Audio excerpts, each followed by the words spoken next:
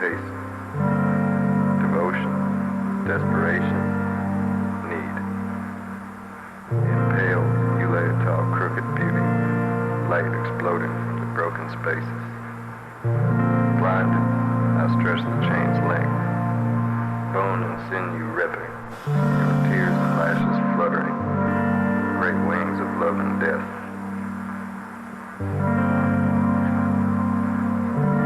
As he bled and scrambled about the snarling, suspended bed of brambles, searching for perfect, unblemished fruit as an offering, forgetfulness of purpose bested him.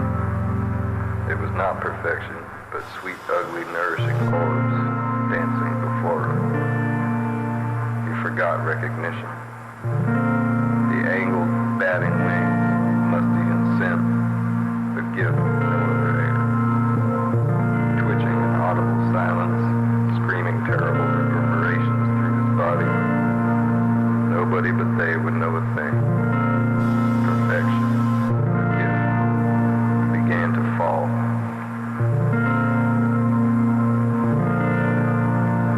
All the robins came to dance upon the chest, to wake the body again. Glowing red-breasted orbs glinting, tears of was and wasn't, pools ripple beneath 1,000 tiny dancing lamps. What grace and integrity, your mark guiding the flock of messengers. Good evening, everybody. Welcome on in to another Stalker Tuesday. I hope you're all having a wonderful day. I am having a pretty good day. Which is surprising, considering I got my ass fucking beaten 6 ways to Sunday by Iris in Modern Warfare. We had like 3 1v1s on shipment, and she actually won all 3 of them. One of those losses was because of my own hubris, but it was, oh man, that's like the second time. It's like the second time I've challenged somebody to a 1v1 in shipment and actually gotten my ass beat. I think I need to stop underestimating other people before getting jump scared by the cheesiest mac and cheese. Oh yeah. Oh god. I just like powerbombed a whole ass fucking cup of coffee. So I'm gonna be a little bit. It's gonna take me a little bit of time to really spool myself up tonight, but I'm excited. So let's get into it then. Hi everybody. Welcome on down to the bar. For those who are new to tonight, was that okay? Never mind. Just a weird face tracking thing. Welcome on down to tonight's stream. For those who are new to me, I am Too Much Sascha. I'm the Chernobyl battle maid. I came here as a mercenary before disappearing for 2 weeks and reappearing with this crazy little tattoo on my arm. Every couple of days or so, once I'm done with my shift of cooking or cleaning or hunting down here at the bar, I hop on Twitch and I play spooky and shooty games, and every Tuesday I play Stalker. So, let's see here. I've been pretty much sticking with my Anomaly kick. I don't think I've played anything other than Stalker Anomaly for Stalker Tuesday since the fucking what was it, 300 followers celebration, and even then, it was like, I think I've just been kind of consistently playing Anomaly. You're constantly throwing hands with the mercenary faction. Yeah, you know it. What? It pays good. Alright? Free Stalkers are constantly having problems with mercs. I'm providing a necessary service, alright? There couldn't possibly be any ulterior motives at all. Not one. Also, let me give a rundown. We got Ellie, Nightrain, and Lucky both in the chat. It's good to see you guys tonight. So, continuing with my ongoing Anomaly run, even though I started a new one last week, we got a brand new run going. I'm packing a UMP-45, a really busted Mosin Nagant, and I'm going to be sending off down to the swamps tonight to go see what's happening with Doc in his little spot, and start the proper story mode. Lucky says, man, Mercs and Monoliths won't stop trying to ambush me in Cordon. I had 3 dudes attacking me at the farm. Jesus fucking Christ. Who'd you piss off? God damn. That's like, I'm starting to wonder, like, what's happening? Do you wanna talk about that? Like, that's suspicious activity, dude. That said, I think that's a proper introduction all set up. I might be talking about what's been going on with me lately, but I guess I'll figure out if I have the energy for that. Let's get into the game proper then, shall we? Alright, I forgot to switch the game window over. Because I was trying to stress test and see how well I could run Modern Warfare 2 with OBS and my VTuber model. The answer being not very well. I started dropping frames like a motherfucker. The only thing I know is that I looted a monolith Nozarog. See, that's it. That's it, is you try to take some of their shit, dude. Let's see, I have a debug save that I made up real quick. Just to test, because the, since I last streamed, the, Screen Space Shaders mod has, experienced a new update. So, explosions, mutants, and gunshots all affect the grass now. I'm not really super sure why he's going so hard on focusing with the grass tech, but I mean, like, it doesn't have a super big impact on game performance, and it looks kind of cool. It's a nice little detail. You know, more power to him.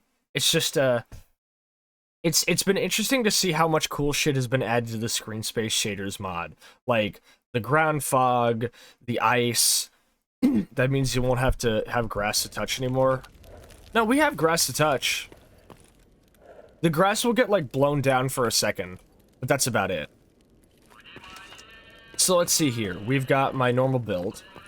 UMP-45. I'm still using my faithful little PM, because I can't really bear to lose it. I do have a PB. And I'm thinking about maybe switching its parts out. Because it could be a nice little weapon to use. It would be a little bit of an upgrade from the regular PM. Yo, was that Skinny Pete? Lucky says, I found a little mod that replaces the main menu with the Shadow of Chernobyl one. So good. Absolutely. Honestly, I'm gonna be honest. I really like the Clear Sky main menu theme. The one that has like the piano chords and then the breakbeat. I feel like there's not enough love for it. I thought that was a really good main menu theme. Holy shit! Violets, thank you for the tier 1 sub. You're awesome. Mwah. Hope you enjoy that nice little radiation logo you'll have now. Let's see. Here's my Mosin. She has seen better days. I first picked her up when she was at like 20% durability, and now she's at 10. I think I've only fired like 4 rounds with it. Let me check if I can find a mod to change it like that. I mean, to be honest, I don't think you have to. I think I could just do it myself. I've been dipping my toes into Stalker modding pretty recently. Or, not pretty recently. I've been like... Also, the game audio I think is a bit too loud. I'm gonna keep it at like a -8. Just because the guy's talking in my ear. But I've kind of been modding Stalker on and off. I mean, just look at me over here, and then take a look at my backpack. Hold up. That's my logo on the backpack. I modded the texture to actually be my logo, which I made like a little mock-up patch texture of. I might consider offering my services. Violet says, evening, Sasha. Great to see you again. How's your day been? My day has been pretty good. Mostly good. Mostly good.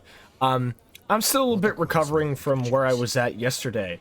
But you know, every step is a step forward, and every moment that passes is a moment where things could be better, and I'm taking it like that. How has your day been? Also, I would like to know your pronouns and how to pronounce your name correctly, if that's okay.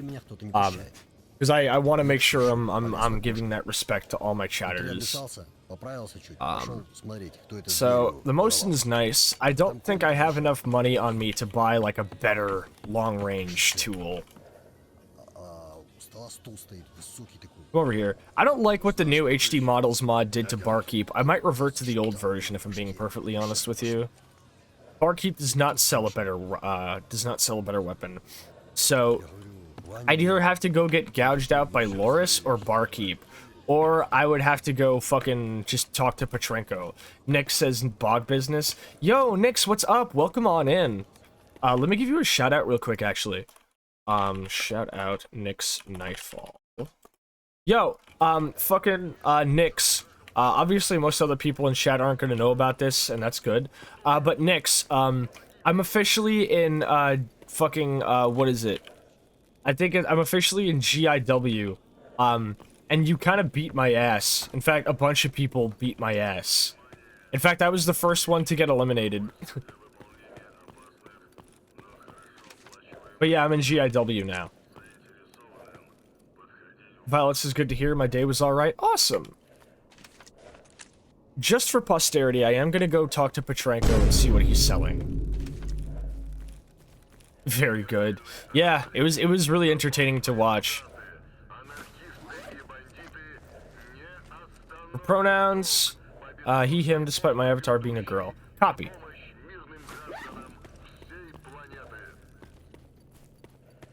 I got a lot of homies like that, so it's all good. The GIW, not the beating. I mean, obviously. However, I got my ass beaten twice, because also Iris, fucking shit on me 3 times in a 1v1 in Modern Warfare 2. Not my proudest moment. How much for an SKS? I'm too broke to afford even an SKS. I mean, par for the course, because I did just buy a brand new suit. God willing, I shouldn't. I have no issue with she, her, if you want to go by the avatar. Gotcha.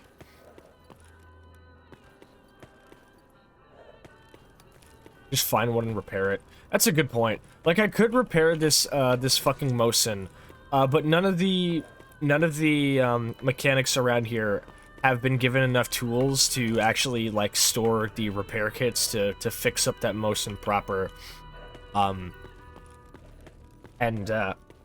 So I can't buy the tools, and I would have to go find them. So I'm just kind of gonna have to deal with my Mosin. I might just kind of say fuck it and leave it at home, and sort of like go with my gear being procure on site, as it were. Where are my mags? Oh, I need to buy more. I need to buy more 45 cal then. I've got work cut out for me. It's only 11 a.m. so.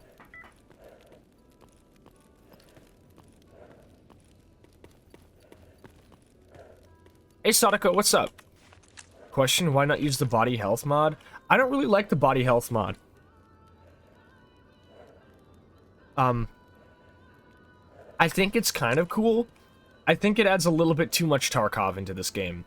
A big part of it is because body damage is, like, locational damage is entirely random. Like, it actually has nothing to do with where you get hit on your player model. It's entirely random. So there's basically, like, it's not, like, it doesn't feel like real body health. Not to mention, I don't like the whole, like, temporary versus permanent health regen thing. I just don't really fuck with the fact that it's, like, even if I use a med kit or whatever, I have to, like, you know, like, use, like, a bunch of other health items that feel like they're only, like, tangentially related to it, and also are expensive. Because otherwise, if I got shot, like, maybe one time, technically in the head because I was peeking out of cover, the mod then assumes that I was shot in the leg. My legs are now broken, and because I don't have the tools to repair it because I'm broke, attempting to sprint my way back home and not die results in me losing more health because running with broken legs hurts you more. I thought it was neat that I finally have a use for tons of meds that I don't usually use. That's valid. That is not a bad idea, but starting off like a new, like, survivalist difficulty save, it's kind of, like, I have RZ's dynamic radiation overhaul and Grok's body health system installed, but I don't turn them on. If I want to turn them on, I usually do it for, like, an offline save that just has, like, all the difficulty turned on for, like, maximum punishment. Sadako says, I'm okay and lying down in bed for now to rest my old bones. How are you? I'm doing okay. I had a pretty short shift at work today, had some Taco Bell, chilled out, been terminally listening to Enter Shikari as I do, recovering from yesterday, and overall I'm going into tonight with a good mindset. I do need to buy more ammo though. Pistol ammo is okay, but I do need more 45 cal, so step up, barkeep. Yeah, I saw you reaching into your fucking vest to pull out a tool. I'm not gonna shoot you, dude. I gotta budget myself.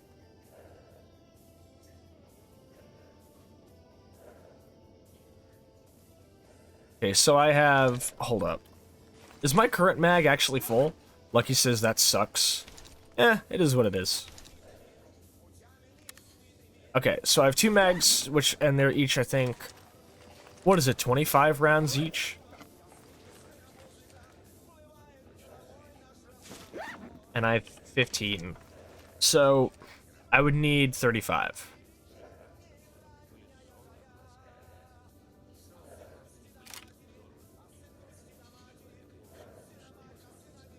Perfect.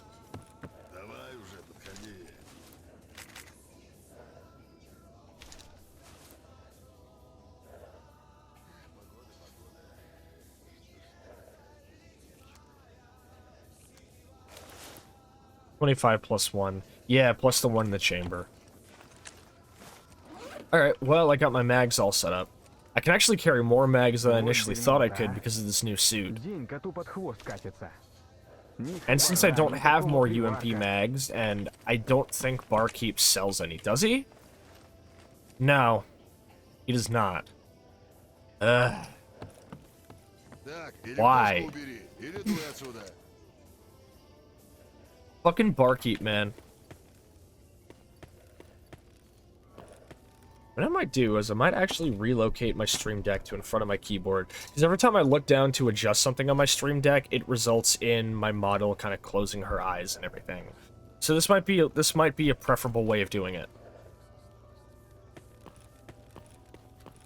How the fuck am I killing boars with a pistol? Okay, here we go. Lucky says, I do think that survival early game sucks because you only have access to a pistol, and at least with me, the mutants that always spawn with the fanatic quest are boars. I think they're always supposed to be boars. If I'm being perfectly honest with you, Lucky, if I start a new survivalist save, I keep saving and loading until a stash in the village spawns an IED. Then I plant it on the road, aggro the boars, and they all get blown up by it, and then I turn in the quest easy without firing a single shot. Otherwise, it's kind of bullshit. Okay, we're stocked up on ammo. I actually have to reload. I might have left one in the chamber. Okay, cool, we're good. But that also means I have another magazine that I can put up in my thing there. Perfect. Let's actually, just in case, let's go see if Mangun over here is selling a pistol repair kit. He is. The problem is I have not been taking apart pistols, so I doubt I would have enough to be able to actually repair that. But yeah, no, I agree with you regardless, no matter what. The early game in Anomaly, especially on Survivalist difficulty, is a little bit comically unforgiving. And mods like Grok's Body Health and RZ's Dynamic Radiation Overhaul are really, really bad for that. I love RZ's Dynamic Radiation Overhaul, and to be honest, I considered using it for my stream save now, since, you know, I ditched the artifact renovation because it kind of breaks the game's economy, like, a lot. Like, you know how much money I was making last run that I wouldn't have if I didn't have that mod? Want to know an interesting fact that involves a specific place in the zone? Go ahead. I'm always interested in more information about Stalker in the zone. I'm about as well equipped as I can be for going into the swamp. One thing I did was put the game on Scavenger so I could at least start the UMP, and then remodified the progression difficulties to Survivalist. Yes! I do the exact same thing, actually. I do the exact same thing. Because I really wish that, like, the weapons, like, your starter weapons, like, weren't so difficult to get your hands on for that reason. Think of the Canteen Sip, Contestus. How you doing today? Good to see you, as always. Glad you could make it to Tuesday. Yeah, no, like, I really wish I could start a survivalist save with, like, the actual, you know, like, proper weaponry or whatever, but it is not to be. I do like the UMP. The only issue I feel is that I think maintaining the UMP on survivalist might be a little bit difficult. because the UMP is pretty fucking pricey. With Gamma, you can start with the PP Bison, HP ammo is cheap, 9mm hollow point, and 9mm hollow point, I imagine, is pretty useful for dealing with a lot of trash early in the game, like most mutants and bandits and the like. I really wish that hollow point ammo wasn't more expensive than regular full metal jacket ammo, just because hollow point ammo counts as being specialized against certain types of enemies, so because of that it has a higher price tag, when it's like, in actuality, hollow point should be like what you get for like early game for dealing with most trash, and FMJ and armor piercing would be like the better shit. Hey, what's up, Vex? Welcome on in. How you doing today? We're off to the wild territory first, because Sid wants me to turn this in, and I have to go pick it up for him. Unfortunately, this guy that Petrenko wants me to kill, I cannot do that for him. There's a courier I still need to rescue in the Darkscape. I'm sorry, I'm not... He's just gonna have to live like that for now. Lucky says, I'm sad I was not able to play it more. The game kept crashing after trying to downgrade the graphics. Yeah, that's another reason why I haven't played Gamma. I've heard nothing but horror stories about how the game is just kind of bullshit like that. And well, how goes the hunt? We have not started properly yet. We are getting ready to go down into the swamps and start the story mode, which hopefully will kickstart the Toppers quest with fucking what's his name, Snitch as well.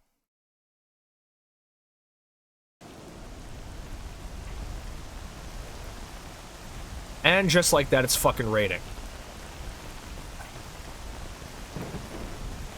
Yeah, it would fucking rain. I mean, at least I have this headlamp. Not like it's gonna do me any good, but it's like torrential right now, dude. Look at this shit.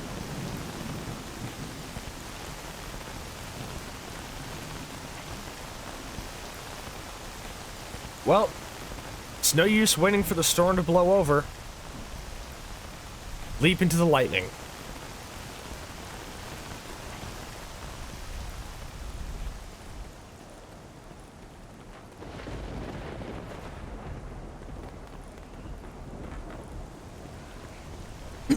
I do hear distant gunshots, though. Uh-oh. It rained on your parade. Yeah, you deserve a bonk for that one, homie. God, that was horrendous.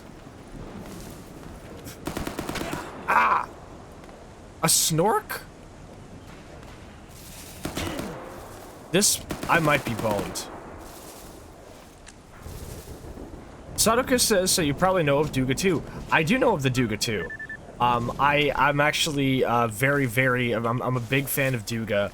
I actually made a song once that had a synth that was meant to sound like Duga.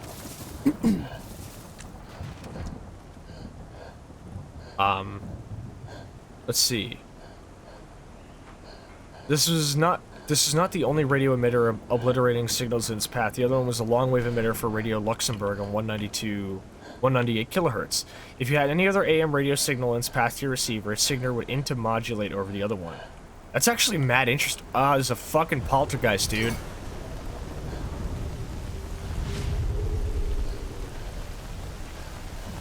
I've never heard it make that sound before. That's a propane tank. I need to get out of here right now.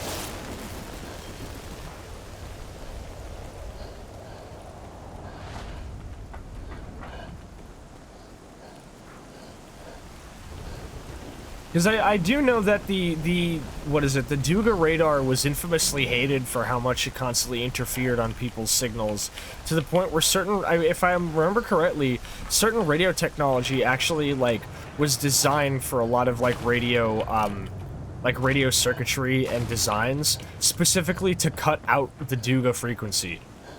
Like, people were designing systems for radios specifically to make it go away. Which is really funny to me. I don't think there's anything in the world like that. I can't wait to get out of the fucking wild territory, dude. How much did I just waste? Ah,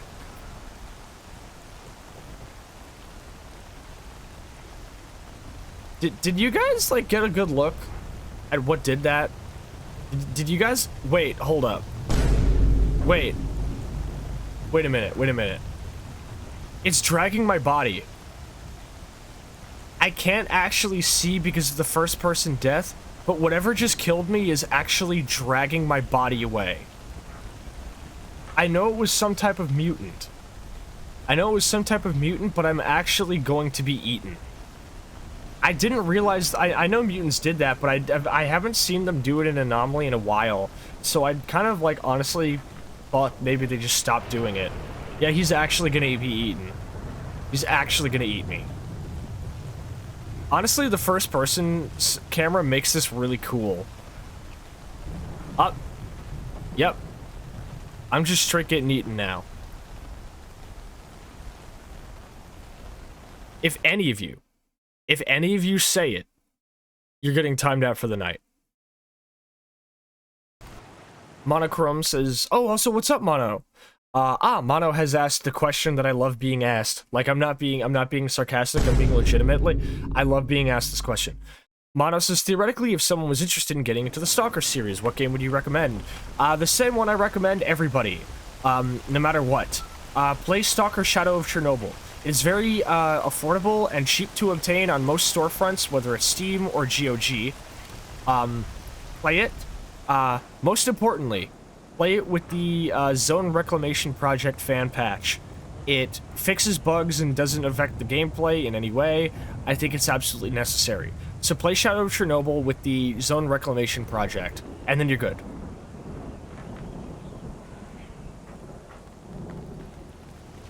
Pilots just say what? Good, good. We're on the same page then. Sadako says also, yeah, Duga was hell for any shortwave broadcast, especially around 14 megahertz. Is it mega or millihertz? Because I know GHZ is gigahertz. KHC is kilohertz. If you want, yeah.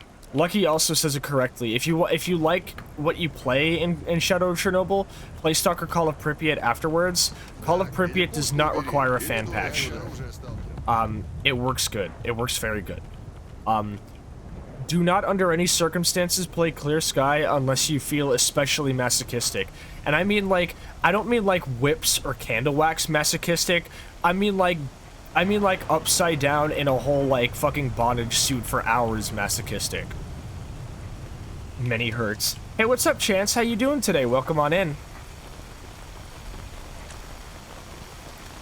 Thanks for beating my ass in fucking GIW, by the way. Don't think I forgot. So I'm not gonna go this way because there's a fucking snork in there. There don't seem to be any mercs by the construction site, which is interesting. Usually there are. However, the poltergeist front loading is a little bit annoying. Uppercase M is mega, lowercase m is milli. Ah, I see. Mac millihertz.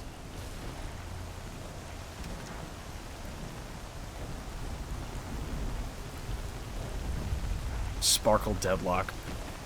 Wish I had... Oh, you've got to be shitting me.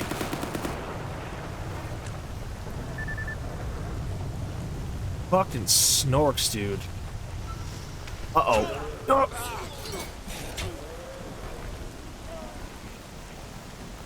There was no way that was just one. There was no way that was just one. Sadako says, I have a radio fun fact if you're interested. Sure, go ahead. Lucky says, are pistols good for mutant hunting or should I stick with the Saiga? I ask this mostly for weight concerns as I have a K98K and an RPK that uses 545. Haha. I would not recommend pistols for, like, it depends on what kind of pistol you have. If we're talking about any type of 9mm cartridge, I would say no. I wouldn't even recommend, like, one of those 7.62 pistols, like the TT-33. I would recommend, like, if you're going mutant hunting with a pistol, pack, like, a revolver or a fucking deagle, dude. Like, you need a fucking elephant gun.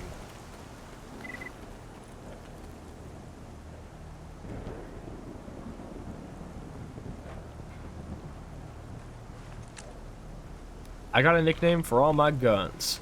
A desert eagle that I call Big Pun. I don't know any of the rest of the lyrics to that song. Yeah, get your ass a fucking 1D. Get the fucking hand cannon.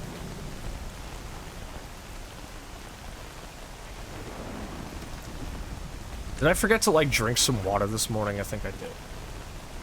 I also forgot to supply myself with water this morning when I went down to go shop. I guess I can pick some up when I come back to the bar after this.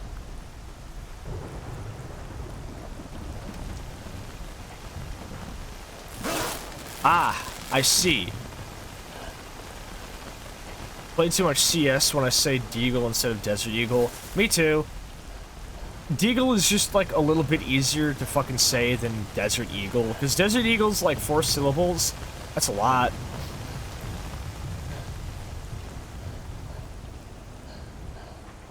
I'm gonna hit you with the loudest sound you ever heard. Desert Bird Player, you out of bounds.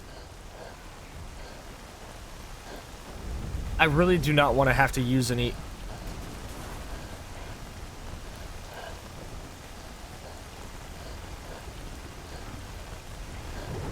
Where did that snort come from?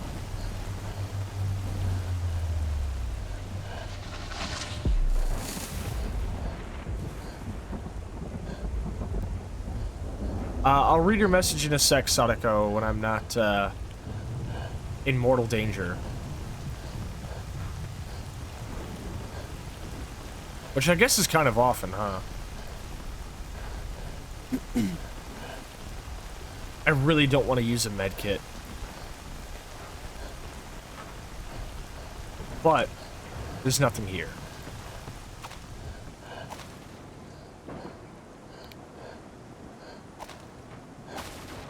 I don't think you regain health after sleeping, right?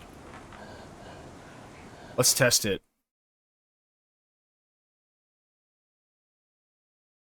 No, you don't.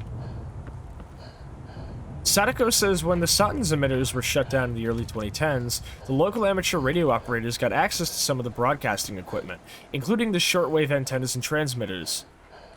Australian radio operators never had a shortwave contact on 15 megahertz that clear. Interesting. Also, it looks like I actually waited out the storm, so that's probably good.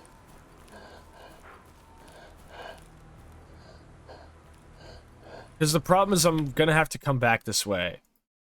And once again, even the newer versions of Anomaly have not fixed that weird bug, where if you start up the game, the music volume is just at, like, 0.15 for some reason. Let's see if I can figure out what killed me here. It was dogs.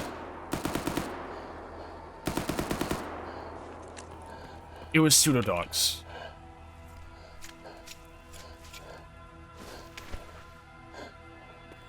Do I have any Yadulin? Of course I don't. Pilots, speaking of Stalker, I've been meaning to continue my Shadow of Chernobyl playthrough, new to the series myself. Wonderful! It's always good to see fresh Stalker heads up in the chat. I've been reportedly turning a lot of people onto the game, or at least getting them back into it. This Anomaly looks a lot better with the Hollywood FX mod, I will say.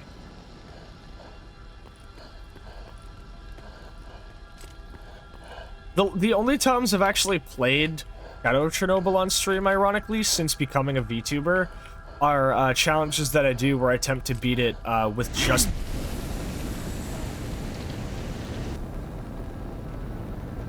Thanks. No, really, thanks. I appreciate it.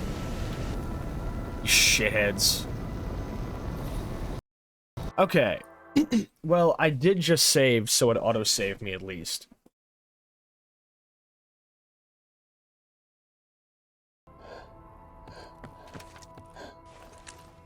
Fine, I'll use the fucking medkit. This one's only at 1 anyway, so... I'll probably be able to go off 1 by the time I hit to the cordon, once I turn in these quests to Sid. Oh, they're here! Okay. I just really like that the first-person death just kind of, like, makes me see all the little polys inside of my mask and everything. Violet says, Had to put it off because of my semester, but since I'm on summer vacay, planning to continue it. Wonderful. I will try my best to be there and watch. So it's you're new to the series, which means your first run through it, then. Sadicus is not gonna lie, I was just a while ago and picking up the game, might look into it. You absolutely should. I mean, obviously, you know, Sascha vouching for Stalker, how could this be? Legitimately though, it's a fucking amazing piece of work. There's stuff in Stalker that people in games nowadays still haven't done.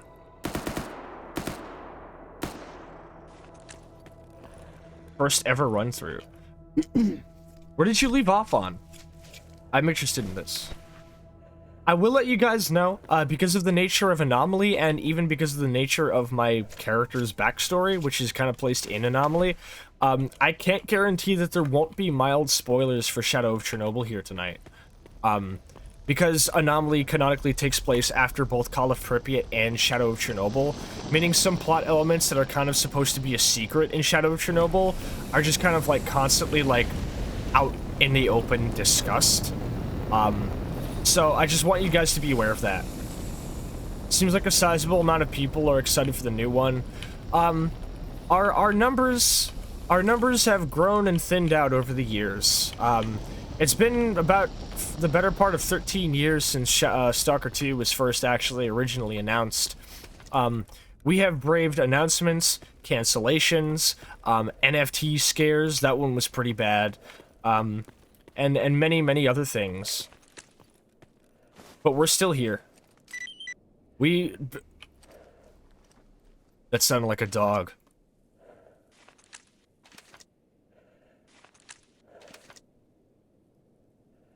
But yes, we have braved many different controversies and things regarding Stalker 2 and many different things that threaten to turn us off it.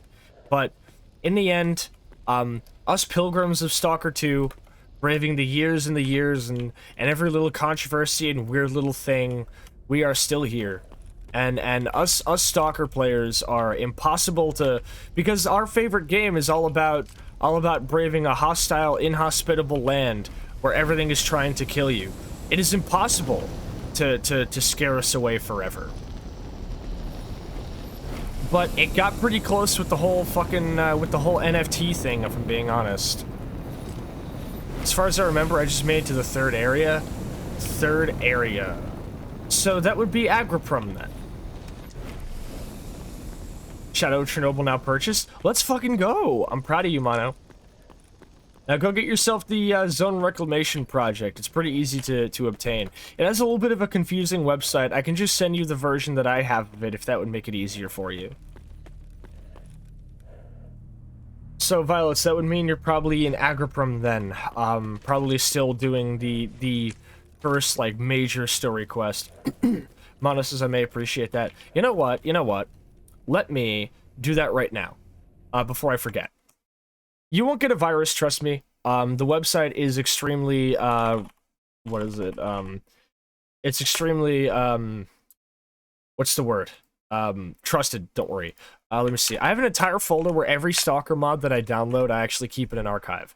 SOC mods, it's about ZRP. It's only 6 megabytes. There you go. You have it now. Violet says, I think if I remember correctly, I have to go meet someone at the bar. I think I'm going off Fate Recollection. Okay, so you just beat Agriprum then. Also, real quick, while I'm still doing this, I do want to go to the Stalker Anomaly thing and see if in the add-ons repository, if I can see it.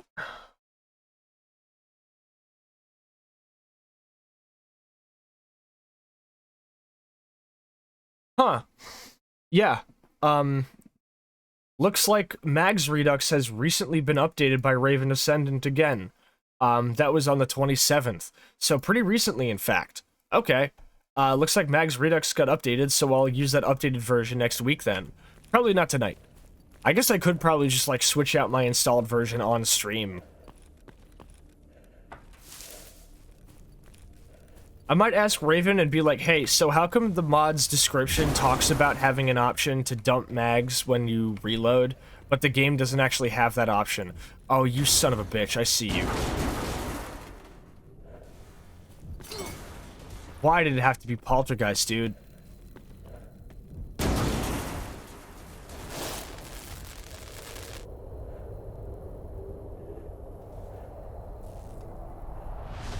It appears I no longer have a snort problem. I don't remember Poltergeist making this sound. And I don't know what the fuck that black Poltergeist is. But I don't really feel like sticking around to find out. I have a package drop-off to make, and none of it involves getting killed by monsters. Please tell me there's no snork in here. Tactical Maid does a ghost busting. Oh no, I'm not ghost busting shit. That guy can live today. He gets to live. I don't want to fuck with a poltergeist. Poltergeists aren't particularly dangerous, especially outdoors.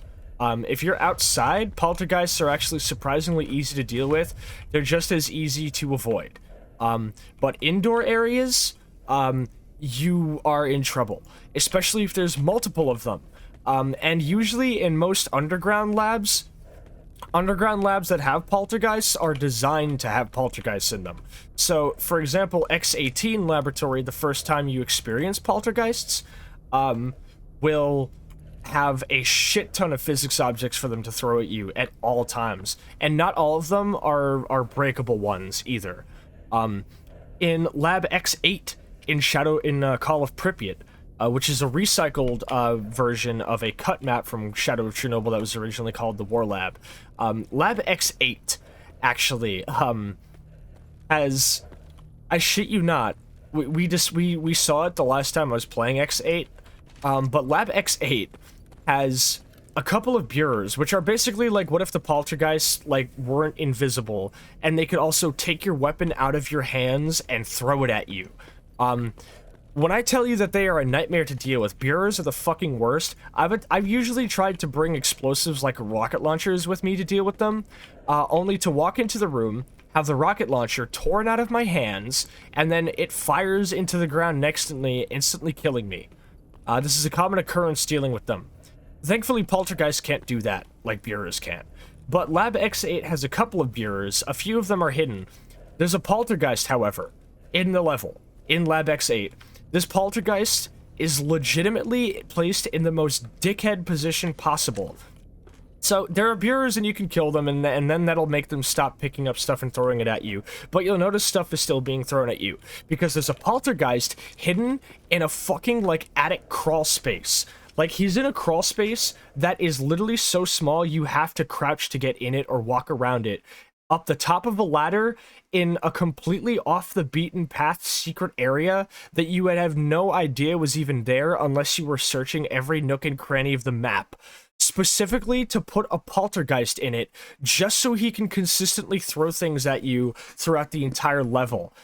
To be perfectly honest, I would find it pretty easy to believe if you told me that the original game designers wanted it to be literally completely inaccessible, but somebody on the testing team begged them to make it accessible so it wouldn't make the level more infuriating than it already is. Lab X8 is one of the most, like, I was, like, excited to actually play a lab level in Stalker Call of Pripyat, considering Call of Pripyat has barely any underground levels. There's the Jupiter Underground, there's the Item 62 lab, and then there's Lab X8.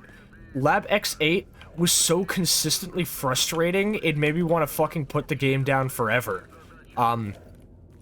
Especially because before you can even get into the lab, before you can even enter the lab, you have to do constant fighting through corridors and rooms above ground through the entire service building that it's underneath, with monoliths and zombies.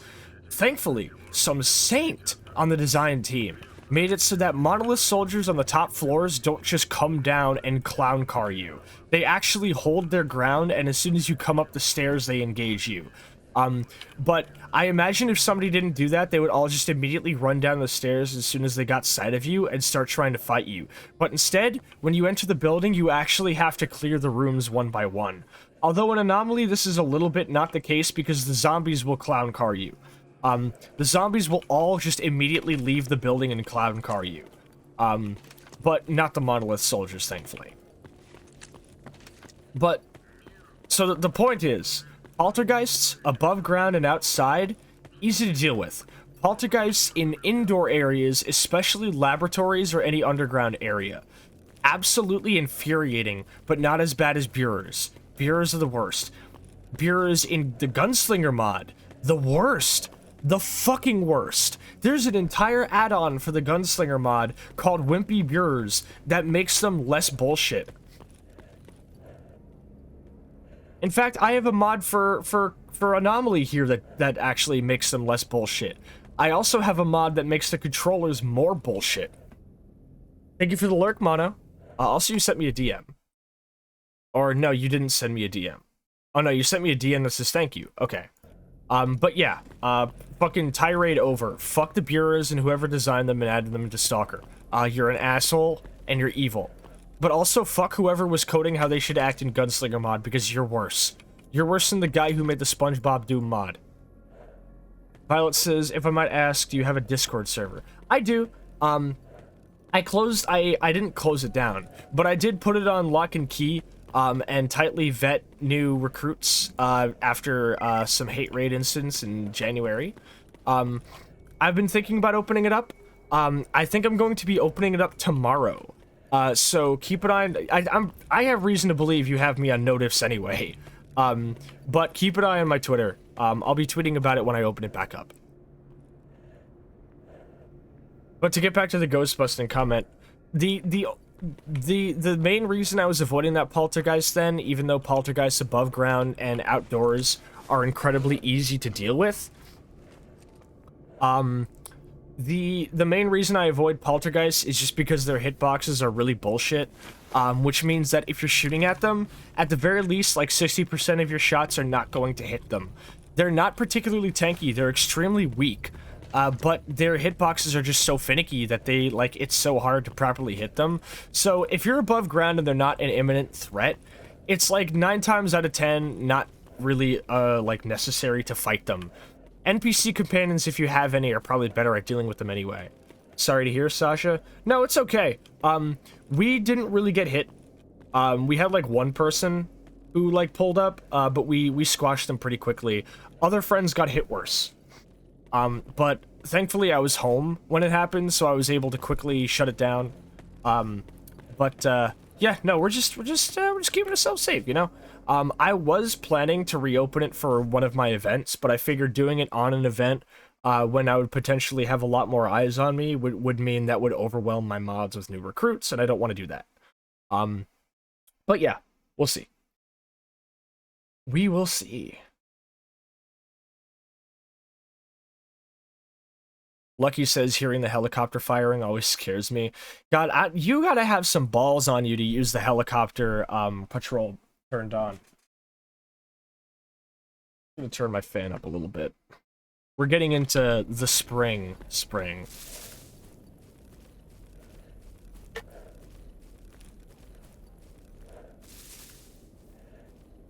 Just a dumbass. Dumbassery and bravery are much more closely related than I think Whoa. Oh, it's you fucks.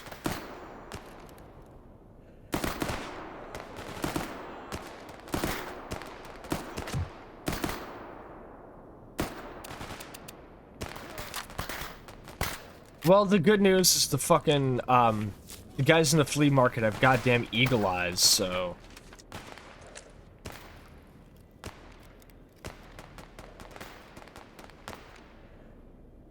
I can't even tell where this guy went. Got him. Keep my snake eyes glued to your Twitter then. Everyone loves a dumb plan when it works. I don't think Lucky is really executing a plan. I think he's just masochistic like me. Well, the good news is this is all fresh gear I can loot. Maybe one of them will have a long-range rifle. So that was one guy. There's a hooded guy over here. Yeah, see, I knew it. Unfortunately, this briefcase I picked up for Sid is a little bit heavier than I would like it to be.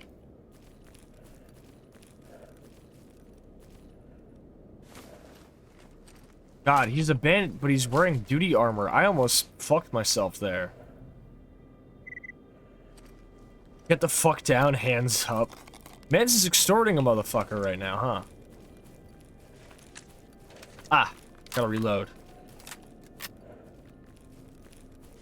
Everything can be a plan if you think it's one. That's valid. We got a Browning high power with no ammo in it. Goodbye. 2 sawed-offs that I don't want to use. And another shotty I don't want to use. Vex says dumbassery is pretty much doing things unaware of the consequences. Bravery is running in willing to take the consequences that come their way. Sadako says, ah yes, the spring. That time of the year when weather is whack and fucks up my health and sudden heat that makes me melt easier than casium or cesium. Yeah, I was saying it before, but like, I don't mind summer because that's when we have AC turned on in my house. But spring is when it's not hot enough to have AC, and it's not cold enough that just having my windows open suffices. So it's honestly kind of a hellish time of year. But I have a cool window fan that I have in that, automatically turns on if the interior temperature of my room gets lower than a certain outside temperature. And it also has a HEPA filter on it. It warns me when the filter is getting low. And most importantly, it just is really nice and I like it a lot. So I guess if any of y'all are like not really able to afford like your own AC unit, but like a regular window fan lets in too much pollen or dust or bugs or rain or whatever, I would recommend going and get this thing on Amazon called the Eco Breeze. It's a lot pricier, but I think it's worth it. I think it's worth it for the filter alone. Because I've always hated regular fucking like Bionaire window fans, because like they're just big and open and they let everything the fuck in. What has aggroed me?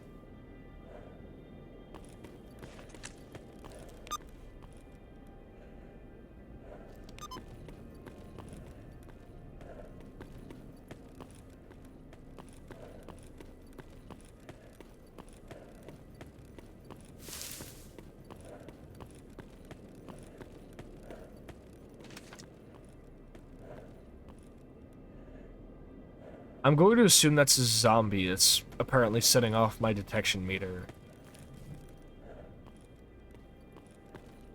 Always worth checking these little boxes.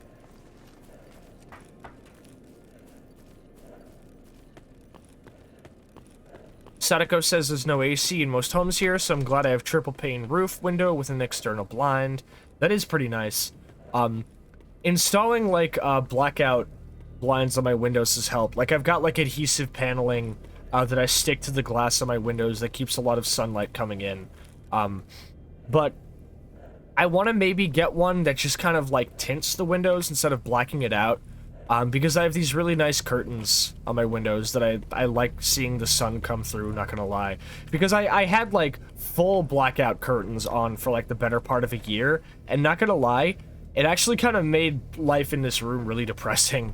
Because I kind of started to miss the sun. And I kind of... It was extremely difficult to tell what time of day it was.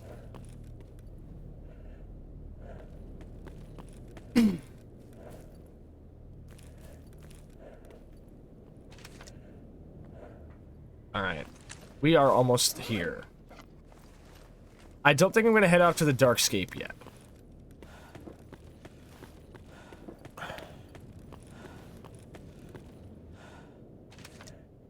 I could theoretically, like if I wanted to go to the Darkscape, I'd have to go all the way to the Dark Valley first, and I don't want to bother with the Dark Valley until I actually start the storyline and go all the way out to the Dark Valley anyway to deal with X-18.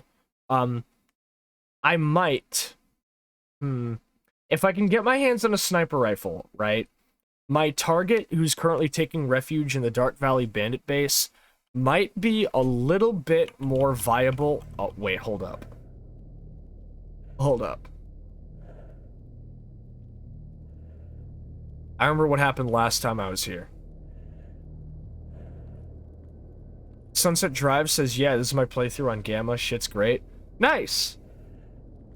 Good to hear you're having a good time with Gamma. I'm not using Gamma. I'm using the, regular Anomaly with, like, my own piecemeal mod setup. Your first playthrough on Gamma. Okay.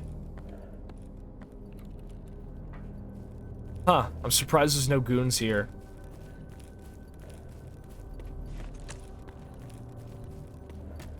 What the? I stand corrected. Oh. Jesus! That guy fucking Hawkeyed me, dude.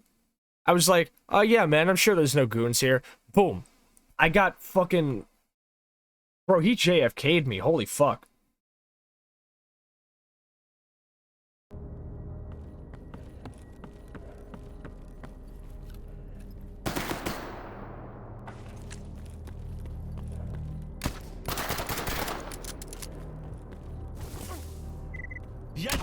Oh. Sergey, watch me snipe this suka. Gone like the wind. God. Sergey, I think it's safe. We can walk through. There's no military here. You don't have to worry, Sergey. Fucking blasted. Legit thought you got drop kicked.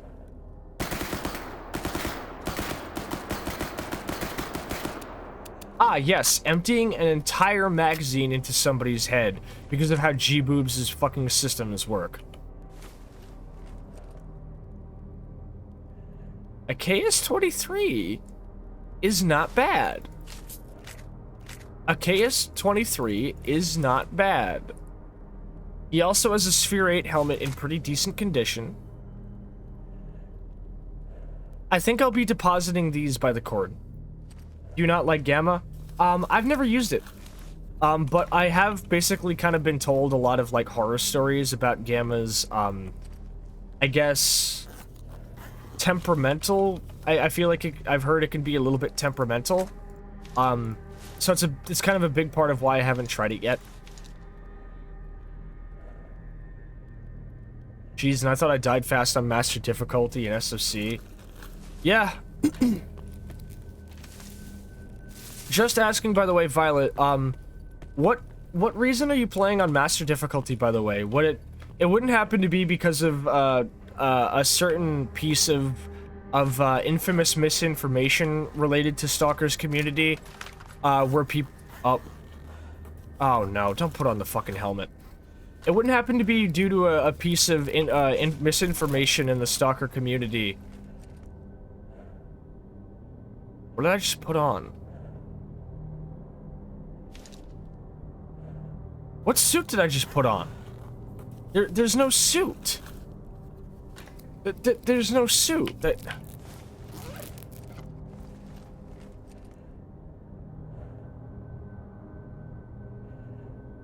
Huh. That's, interesting. Yeah, it wouldn't happen to be due to a certain piece of misinformation spread through Stalker's community relating to the idea that playing on Master Difficulty was necessary, because otherwise enemies turn into bullet sponges. Would it happen to be because of that?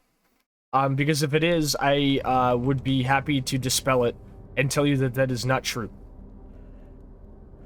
Was told that the difficulty affects both outgoing and incoming damage. Right. Let me amend this real quick. Let me go to, what difficulty changes in Stalker. I actually have this on a shortcut for this exact reason. So here's a little chart. I'm gonna link directly to the image. But this is what difficulty changes in Stalker. Trust me, on your first playthrough, as much as I am kind of a little bit of a gatekeeper because I'm like a shitty person, I'm like a kind of like a silly bitch. At this point, it's tradition to play Stalker on Master. I can understand why you'd feel like that, but personally, I think in the name of like getting more people into it, I cannot recommend playing the game on Master on your first run through. I think that's a good way to get infuriated to the point of turning the game off. So I mean, if you're already playing this long on Master and you think it's necessary to keep doing it because you've already come this far, by all means go ahead. But Master Difficulty is not like, I would not recommend it as the first run through on Stalker. I would say play through whatever difficulty feels best. I would recommend just like the Stalker difficulty.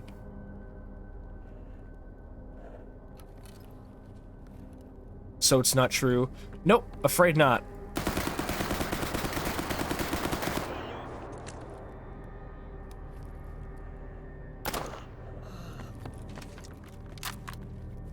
Here's another tip I'll give for beginners. I'll give for Stalker beginners, because this is a mistake that I made originally.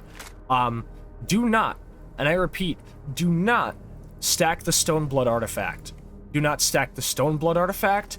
Do not stack the meat chunk or the soul artifacts either. They might seem enticing due to a little stat on them that says health. That is not what you think it is. That is a stat that increases health regeneration. Even stacking 5 soul artifacts, the increase to health regeneration is so negligible that it is still you would have to be standing around in a safe area for like minutes and minutes and minutes on end to notice any effect. Do not stack those 3 artifacts early in the game or at any point in the game, unless you are planning to stack artifacts like goldfish or wrenched or jellyfish over them. Because Stoneblood and Soul and Meat Chunk give you a debuff to your damage resistance. Stacking enough of them will result in enemies getting basically a damage bonus on you. Because I've noticed a lot of, like, I saw somebody tweeting, like, live tweeting their playthrough of Shadow of Chernobyl, and I'm like, motherfucker, why do you have, like, 5 Stonebloods on your belt? Have you not noticed you were dying really fast? And he's like, wait, seriously? That's why? And I'm like, yeah, they completely debuff your damage resistance. And he's like, oh, I thought, like, by the health thing, it would mean I would, like, take more damage. It's like, no, that's health regen. And I can't even blame people for falling for that because the game doesn't explain it. The game just doesn't explain it. But yeah, so avoid those early game. I was told by a friend that because of the jankiness it was like that. To a certain degree, yes. For example, there are certain artifacts that grant you only, only environmental damage resistance and no downsides. These would be the shell, which does it for, fire, the battery, which does it for electricity, and the pellicle, which does it for acid. I think there are 5 batteries and like 6 shells, but if you stack all 5 of your belt slots with the same type of environmental damage artifact, so for example, 5 shells, because of how damage resistance works in Stalker,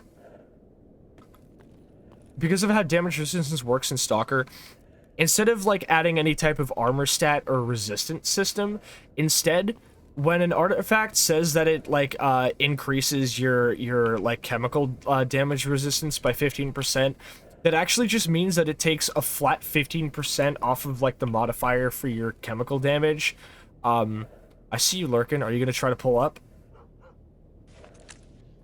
Yup. So if you were to stack, for example, 5 shells, which I believe all take off like 15% of fire damage, which in total would bring you to a total of I think 120 fire damage reduced. I'm just gonna load my save, which I think in total would bring you to 120 fire damage reduced. Stacking enough of an artifact to the point where the like damage reduction exceeds 100% means that type of damage now heals you and repairs your armor.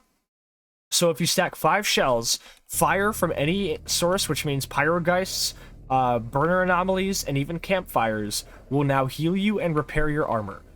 So too is it true with electrical damage with the battery artifact and acid damage with the pellicle artifact.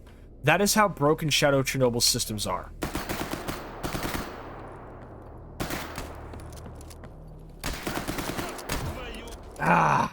I'm not winning a fight against the KS-23, dude. Lucky says, as I always say, Stalker does not need gatekeepers because it gatekeeps itself pretty well. Yeah, like even on lower difficulties, Stalker's clunkiness and its general crypticness with its mechanics can be quite a turnoff for a lot of people, as well as its very, very oppressive atmosphere.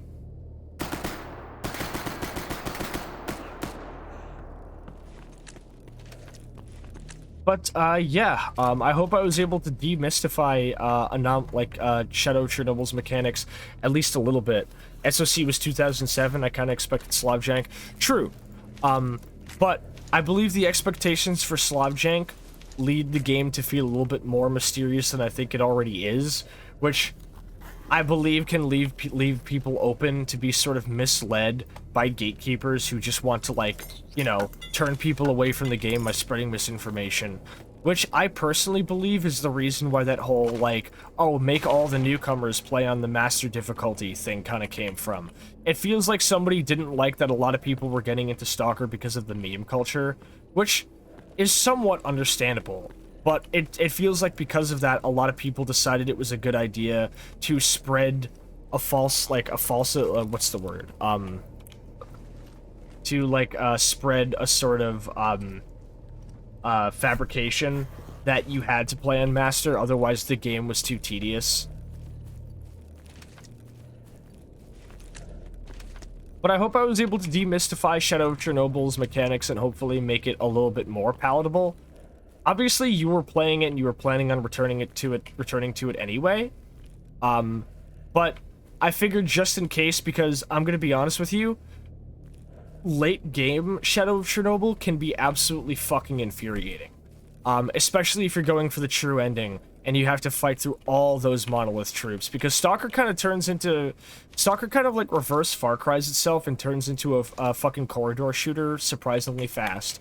And, playing it on the easiest, the hardest difficulty can make that, like, the late game segments really, really infuriating. Do I have to restart my game? Nope.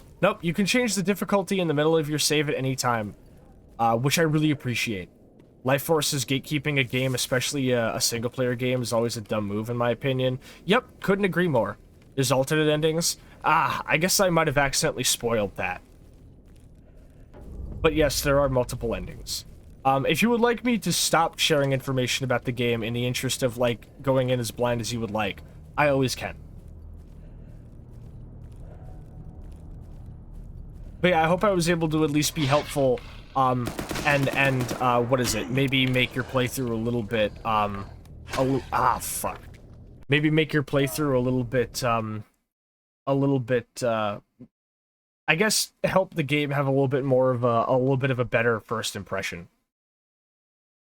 But something tells me your impressions of the game were good enough that you wanted to come back anyway, so whatever. I'm just kind of spinning my wheels verbally here.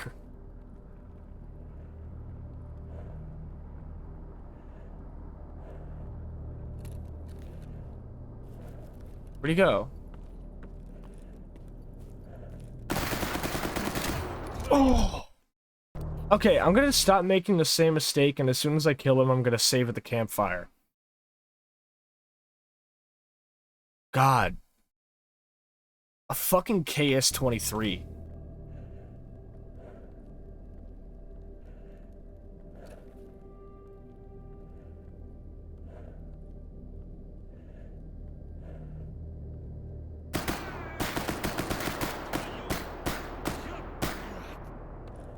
Sadako says, oh, by the way, thanks for motivating me to grab some ginger and lemon tea for my throat. I grabbed 100 grams of ginger and lemon tea, and lemon rooibos tea. Awesome!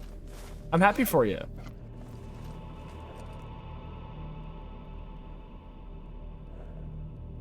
I guess this is just an outfit that, is, like, in the game, but it just doesn't have a fucking, I guess, like, the mod that I'm using hasn't assigned it an icon yet.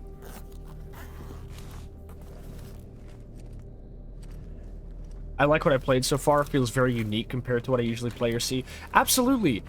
Stalker is so stupidly unique. It's a big part of why I've been so obsessed with it since I first discovered it like 13 years ago. There is literally no other game like Stalker. I don't think there will ever be a game like Stalker. Because people have tried. People have tried and they have tried and they have tried. There have been so many different games that attempt to tap into Stalker's like gameplay style or just overall atmosphere. Games like Survarium, Into the Radius, people are trying to make all these kinds of different mods or playing like Stalker roleplay in DayZ or whatever the fuck, none of it matches up. What Stalker brings to the table as a game is quite literally Slavjank lightning in a bottle.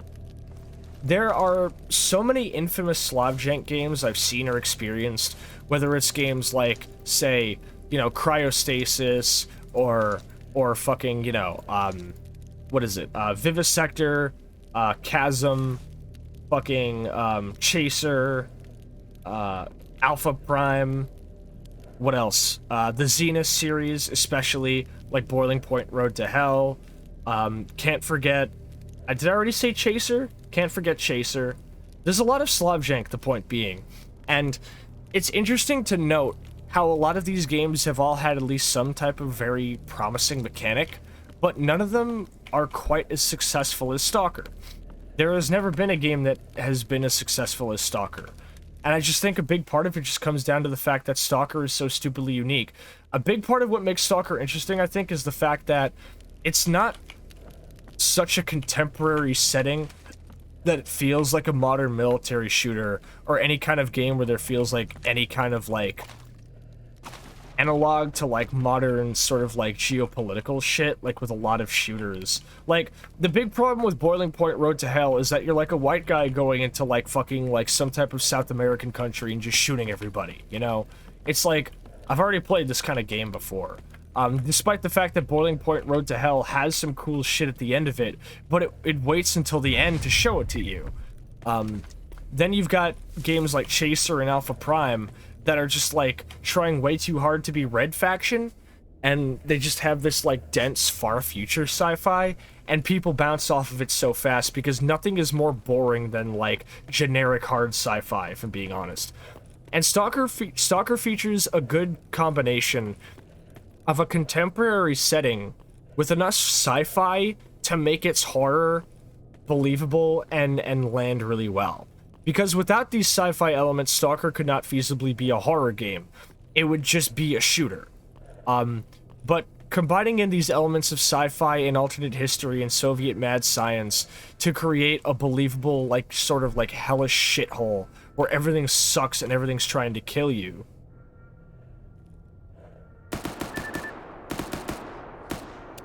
Always focus the pseudo-dog.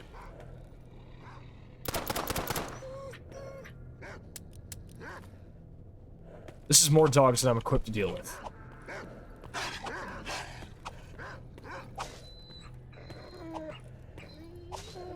Never mind, I was plenty equipped. Also, thank you for the lurk, Lucky. I hope you're having a wonderful night. Violet says I want to play Into the Radius at some point. It seems pretty cool. I would play it if I had VR. Unfortunately, I'm not so lucky. I haven't really bought anything VR because, from my few experiences, I'm fairly certain that I would be unable to really have a good time with VR, due to my motion sickness.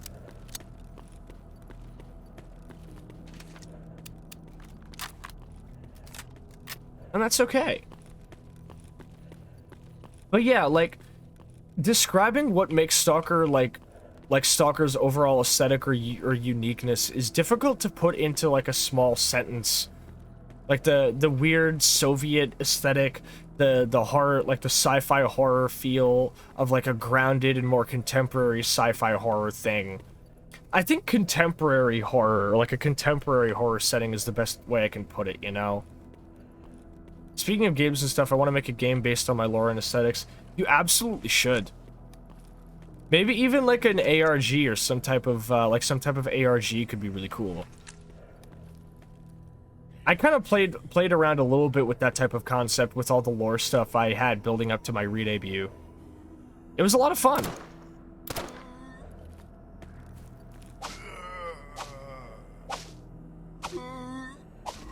I need a new knife ASAP, bro. Even if it's just like a fucking bayonet or like a switchblade, I'll take it over this.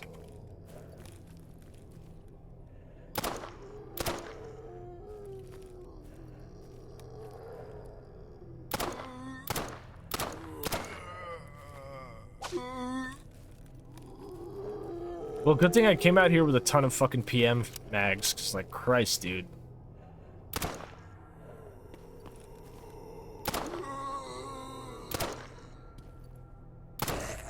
Man's went down like a sack of bricks.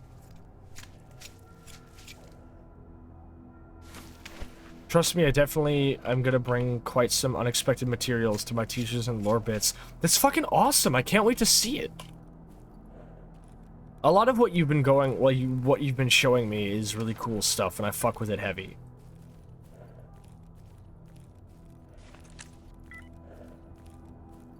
Time to find a safe place for the night? Bro, it's only fucking 4:30. Remember to double tap? Oh, don't worry, I don't need a double tap. Once the body ragdolls, you know they're dead. Thank you for the canteen sip, by the way, Falco. Welcome on in. I hope you're doing well.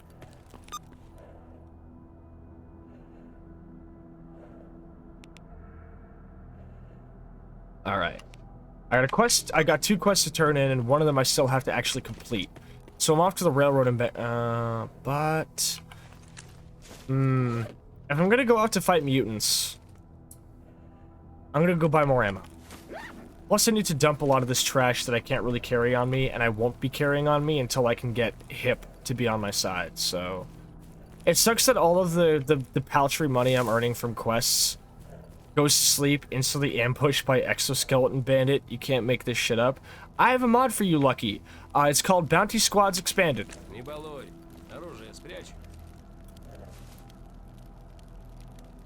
And I heavily recommend it. I think it'll remove a lot of bullshit that you're currently dealing with. It makes it so that bounty squads operate a little bit differently. They don't actually spawn people in any territory. They spawn people specifically in the territories of their home faction. It makes it so that they can't ambush you while you're asleep. Things like that. So what just happened to you would feasibly be impossible. 9x21 SP10. Don't need this type of ammo. Let's just say I may or may not plan on using never used audio clips as they haven't been recorded yet. Ooh, awesome!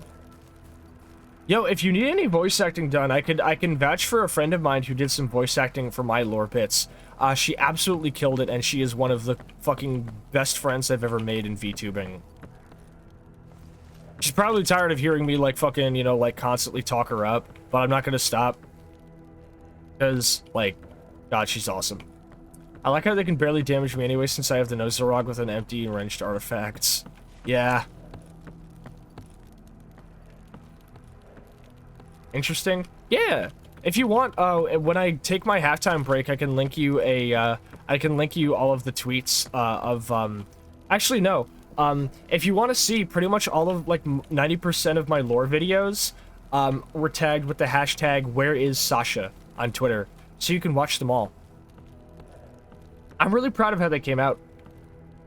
The entire like intro of my redebut stream was kind of like tied into all of that as well, and I'm very happy that like my main intro song from that event wasn't VOD muted, because it was kind of crucial to the whole thing. Back to lurking? No sweat. Sunset Drive says I'm about to head to Core to do my dailies. Good shit. I'm not really here to do a whole lot of quests. I'm just kind of here to pass through and head to the swamp, but I do need to re-equip myself with some ammo, so it works out.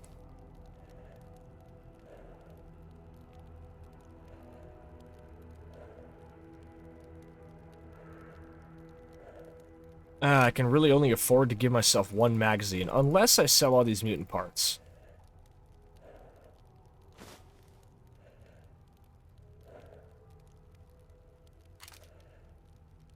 Still not even really close to enough. This sucks. If I remember correctly, Butcher wanted pseudo-dog meat.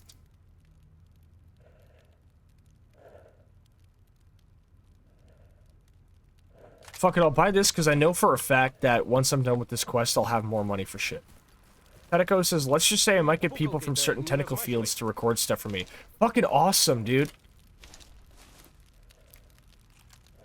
You might kind of scoff at the work that I was doing, because a big part of what my like aesthetic has been based around is like the like VHS aesthetic, but like I don't actually have the means to do that with like a real VCR setup, so I've just gotten kind of good at like digitally emulating what VHS stuff looks like right down to the frame rate.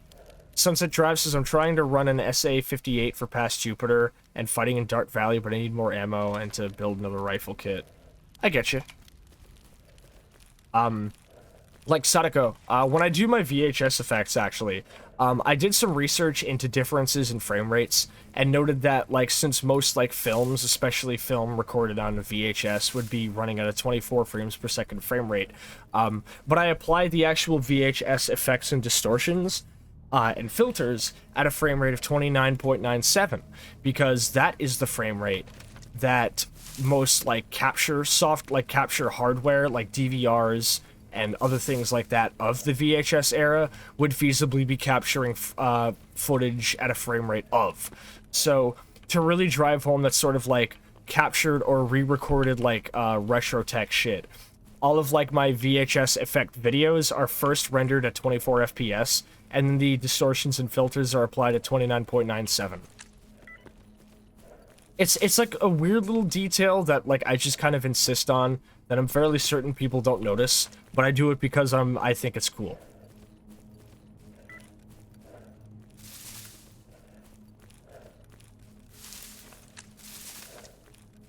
It's getting late. Shit. Well, I'm pretty sure money from this quest is gonna have to go towards fucking food or water. Honestly, even though I have at least 2 VCRs, I actually use a specific software for glitching the feed to audio cues. I've noticed there are actually a couple of, what is it, what's the word? Well, time to load a save.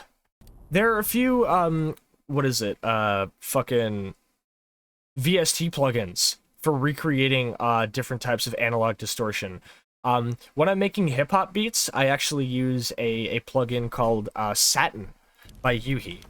Which is really good for recreating different types of reel-to-reel tape machine sounds, right down to that classic hiss and everything. But I've noticed there's like a VCR audio plugin, and I need to get my hands on that. If I'm being honest, when I make like VHS video shit, 90% of it, like 90% of the heavy lifting, is done by DaVinci Resolve's analog damage filter. And then I put on a few green screen filters, the credits to which are actually found down in the, I use Photomosh Pro so I can go hard. I would recommend DaVinci Resolve then. DaVinci Resolve's analog damage filter is stupidly good. Like, it's very customizable, and you can get a whole lot of different aesthetics that look, honestly, really, really solid. I can't vouch for the accuracy because I'm not really a veteran when it comes to retro tech like you are, but in terms of, like, aesthetic, I can heavily vouch for how good it looks. Though Photomosh Pro is pretty nice for, like, obtaining a lot of glitch effects, for the most part.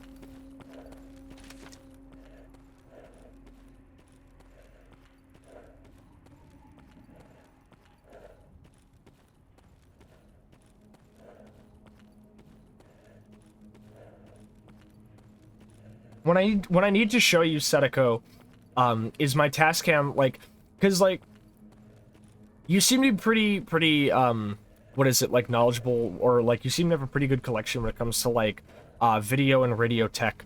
But with me, a lot of what I've been, like, collecting is mostly just kind of, like, some different types of audio recording stuff. I gotta show you my Tascam Portastudio 424. Once I've finished making up enough beats to actually make a tape of it, I'm planning on pulling that thing out, recording all of my beats to it, and then recording the, like, and then running the cassette tapes back through it into my Ableton to basically, like, add, like, an actually, like, accurate cassette tape, you know, like an accurate cassette tape sound to them.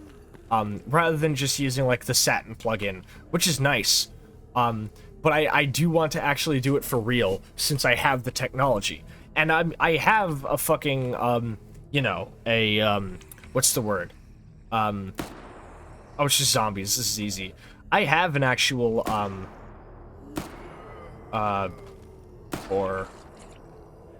5. How many more rounds do I have? 6. So I'll burn one more on this. Because I have a, I'm sorry I keep losing my train of thought. I have to kill these zombies. But I have a Scarlet 2i2 solo. So that would be a mono output, so I would need to either borrow a friend's, like, stereo one, or whatever, It ended up being a good thing that I got a mono version anyway, because mono is, from what I've heard, best for, like, mics, like, mic recording, especially for streaming and shit. And that was a good call. That was a good call to get a mono version for using with my Audio-Technica mic. But I do need a stereo version if I'm planning on doing this with my beats. But I do want to actually, so I want to, like, you know, make up a good compilation of hip-hop beats and record them through my 2i2 into my Porta Studio onto some cassette tape. Then play the cassette tapes back and record them into Ableton to get, like, a natural tape saturation effect on them. And then upload those. And who knows, maybe I'll even, like, sell the tapes to people. Be like, hey, you want, like, a bona fide Sascha beat tape? Here you go. Sadeko says, oh, god, a Tascam Porta Studio, those are great. Yep. I primarily got one for, like, recording audio, but it also works as, like, kind of my only way of actually listening to fucking, what is it? Most cassette tapes. I've been collecting a lot of classic hip-hop albums on cassette tapes. Preferably they're, like, original pressings that I'm buying off eBay. I have, from what I can tell, an original, like actual, like, vintage copy of Illmatic by Nas on cassette tape. As well as Step Into the Arena by Gangstar and Moment of Truth by Gangstar. I attempted to get a copy of Capital Punishment by Big Pun, but unfortunately it was a more modern repressing. I also have most of the story so far as discography on cassette tape, because they released that, and every album's cassette looks different and is really nice. This is before Proper Dose, though, so Proper Dose isn't included. I did at one point attempt to get my hands on a copy of 36 Chambers Enter the Wu-Tang, but I was outbid on it by a couple of cents while I was at work. I do need to see if I can get my hands on maybe Lifestyles of the Poor and Dangerous, or The Infamous, or a couple of other hip-hop classics, but I love that. Sadeko says, that reminds me, I need to fix both my Uher 4400 reel-to-reel portable recorder and my Rizox A77 Mark II reel-to-reel machine. Reel-to-reel tape technology is so stupidly fucking cool to me. I love how it looks, I love how it sounds.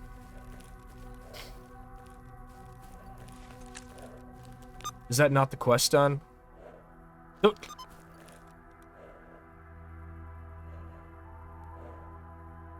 Those weren't even the zombie. Those weren't even the mutants. The mutants I'm supposed to kill are in a completely different area. I just wasted my time. And ammo.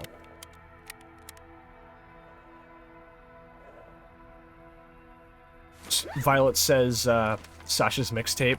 Yeah. If you would like to hear what some of what I've been doing, I could link you to I could link you to a beat that I was working on recently. That's supposed to sound like a classic horrorcore beat, like something you'd hear from, like, you know, like 3-6 Mafia or fucking Gravediggers. And I've called it Charnel House. I did record some bars that I wrote for it, and I'm kind of proud of my bars. But perhaps it's for the best of all of us if it never sees the light of day. Speaking of cassettes, guess how many I have? I cannot even begin to guess, not gonna lie. I was also gonna say, what I also need to show you, Sadeko, is my, my dad's 8-track Learjet, tape recorder. Because, he had one of those in his attic. As well as an old retro TV, which I'm afraid is no longer with us.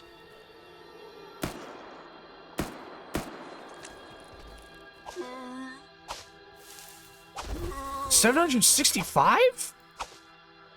And 825? Where the fuck do you keep all of these, dude? Damn. Motherfucker is the sound design girl from fucking Isaacin or some shit. Jesus. Alright, well, the money from turning in these quests is going to go to both water, food, and refilling my pistol ammo, I guess. Big crates in a closet. That makes sense. Mine are under my bed.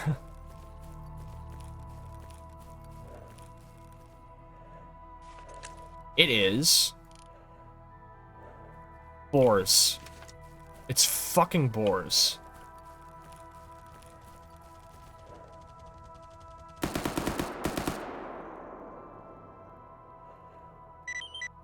I'm sorry, I'm not taking any chances with boars. I don't play. I don't play if it's boars. I just don't.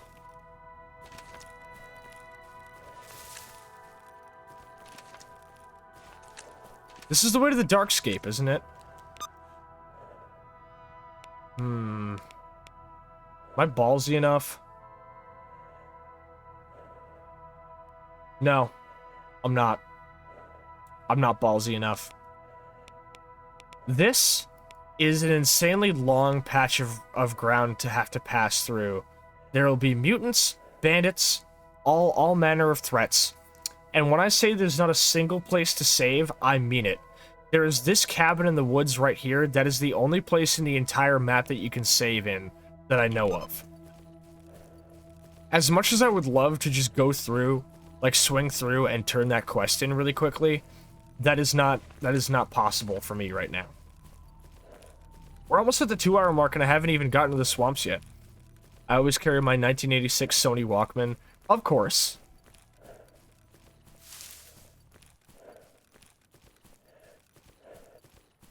God, this is a great time of day to really observe the ground fog. This is not a native feature of Anomaly. This is part of the screen space shaders modification I've installed. It is also made to be generally colored like the skybox, so it never feels like weird and out of place. It always works. It makes for like evenings and mornings really, really nicely. Look at the fucking sunlight, like the evening sunset reflecting off the side of my UMP. The fucking, you know, misty ground fog in the afternoon. Ground fog is happening relatively often here. Nice! God, it like turned into fucking Silent Hill where I am a couple of days ago. It was like Saturday or Sunday. It was actually scary, like, because a certain road I take to work gets a little bit high in terms of elevation and then like drops all the way down on a freeway once you get to like the main road into like the commercial district. And once you're at the height of this like fucking road, it's like impossible to see.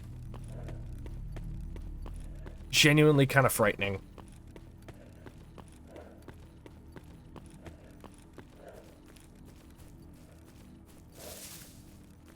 It sounds awful. I mean, it was early enough in the morning that nobody was around anyway. But the person in front of me didn't even have the courtesy to turn on his lights or anything, so like you could barely see him in front of me. It was like this one time I was driving home from South Carolina, and like dead ass, this motherfucker like did not bother to turn his lights on during a torrential fucking rainstorm. He disappeared completely once he got like 5 feet in front of my car.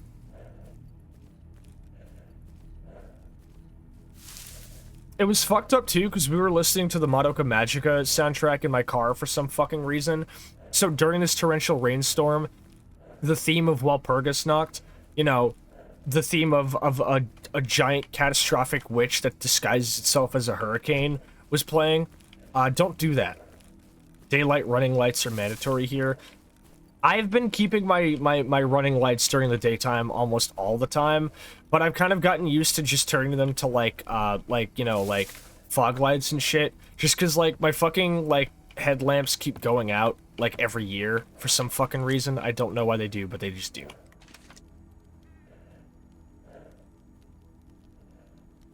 Hey, what's up, Hip?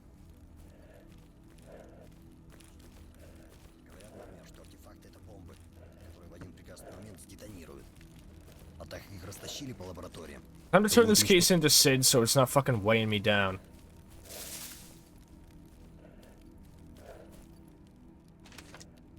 Once we turn this in and re-up with ammo and health and other supplies, I'll be ready to finally head into the fucking swamps. I'm not doing it. Fuck! I took up a tourist safari.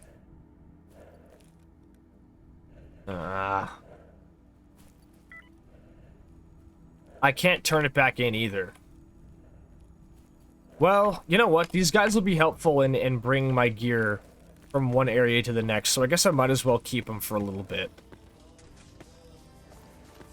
I remember this place. Yep, this is where you start the game.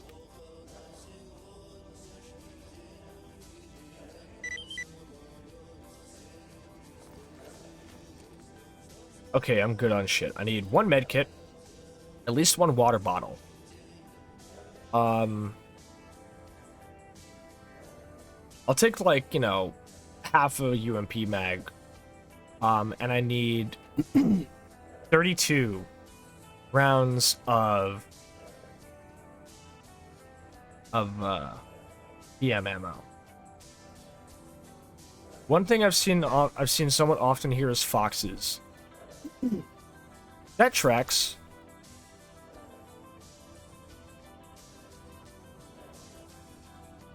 God.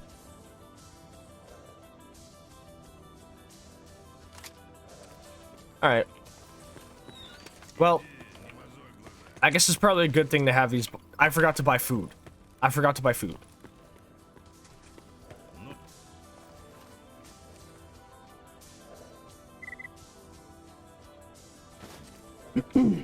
Get good deals on old 545 rounds today.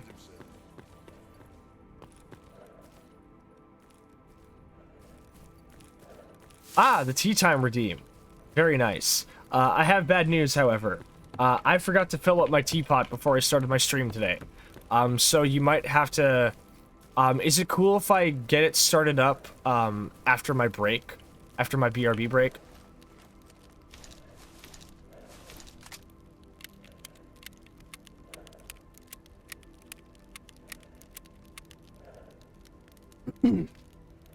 No problem. Sounds good. We love the caliber of God. 545? Is this not a 556 safe space?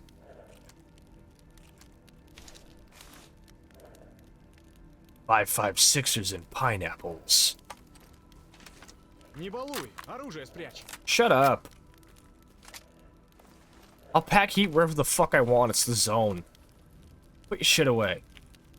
I thought you said 45. No, 545. You thought I meant 45 caliber. I mean, oh, right, no, because I'm packing 45 caliber. Right. I thought you were referring to the guy who was asking for 545 earlier.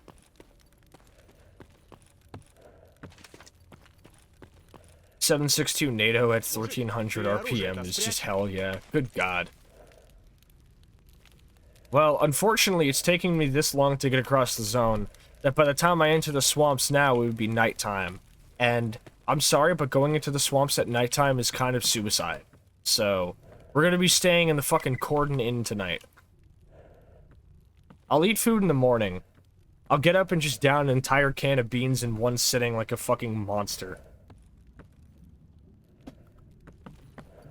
Bright and early at 7 a.m. No message.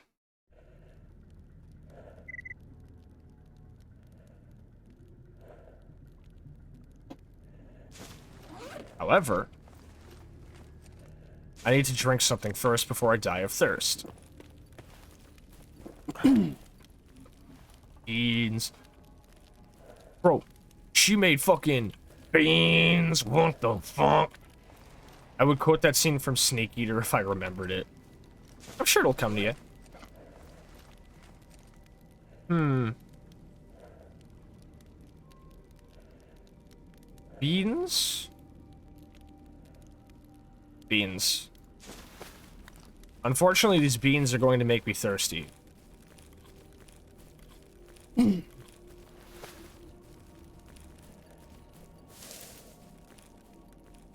Oh, I'm gonna have to ditch my guys. They were short-lived. The mutants died while I was asleep. I took a power nap and the mutants got killed by something. Also, something just walked into the minefields near the military.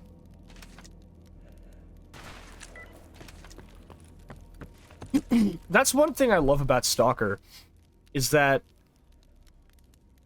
you can take up a quest to kill something.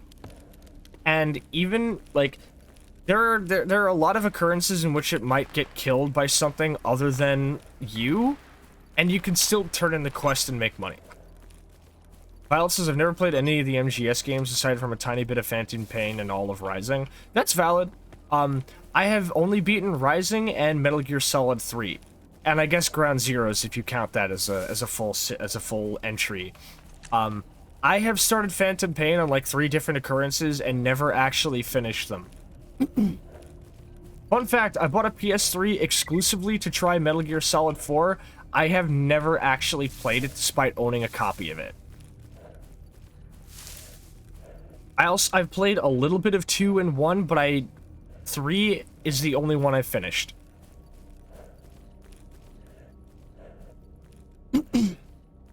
I think in terms of like games that are entirely based around stealth gameplay, I think Thief is my favorite. There is so much that I love about Thief. And I mean like Thief, The Dark Project, and Thief 2, The Metal Age. And exactly no other games that may share that title. Especially not one that was released in 2014, published by the same people who brought us, you know, Deus Ex fucking Mechanical Apartheid. Jesus Christ, dude.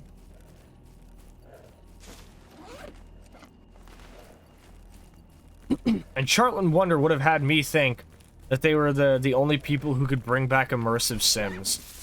As if consumer soft products weren't right here.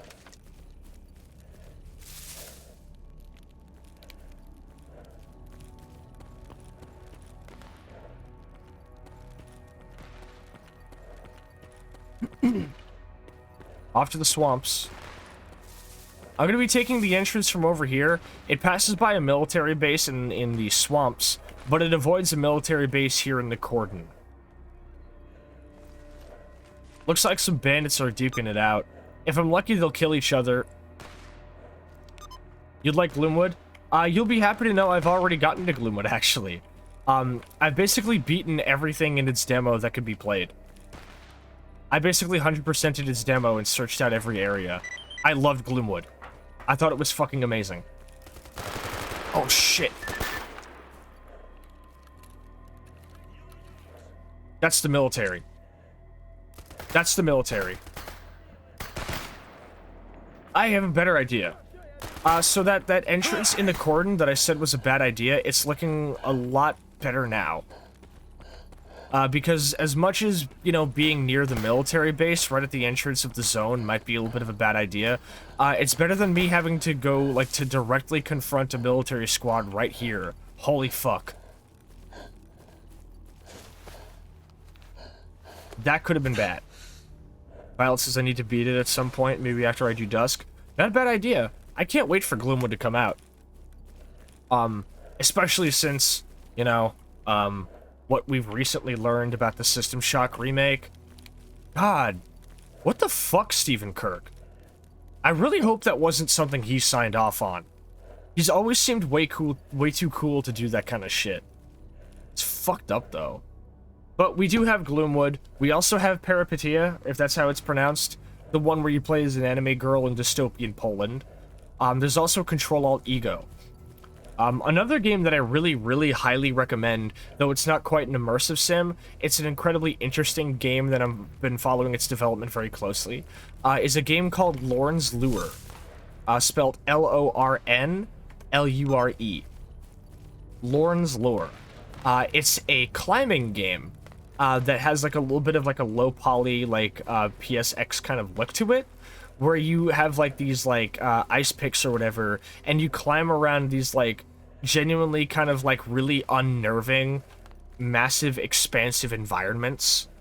It gets a little bit like kind of like Kafka-esque and freaky. It's really cool. And also he's been working on a caves level that really, really preys on my fucking claustrophobia. It's very descent-pilled. Anime girl in dystopian Poland. You heard me. Did I stutter, motherfucker? It's a really good Deus Ex successor.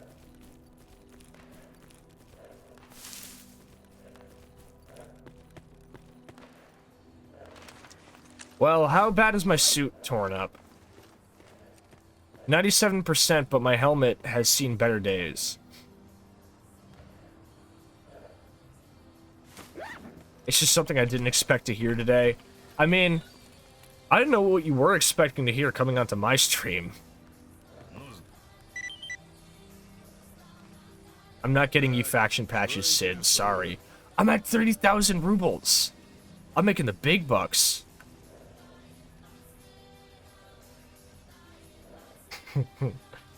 Am I lame enough to spend good money on this EOTech site?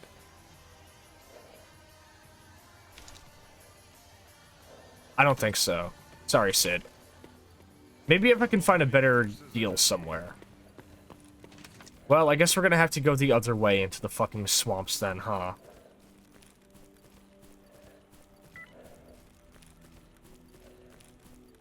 Nah. I'm trying to save up my money for better things or better weaponry. I already have a decent red dot scope, and I'm using it right now. God, look at this fucking scene, though. Cats.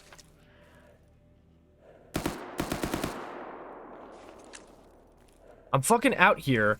I'm trying to showcase how beautiful this fucking zone looks. At any given moment, I'm trying to talk about the natural beauty of our universe that is so limitless that at any moment we could take a couple of steps and be gifted with an entirely new panorama.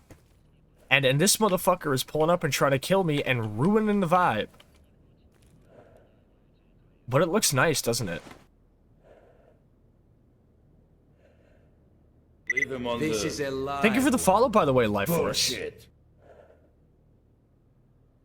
Thankfully, the military patrols don't come out far enough to really be a problem for me. But yeah, Sid is expensive, but he's cheaper than Loris. You crushed the vibe killer. He did not pass the vibe check.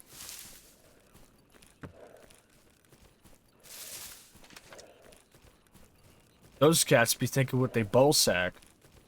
I admit in the past I was trying to break these hoes' backs and skate without giving up a dime. You know the fly ladies had a good fucking time.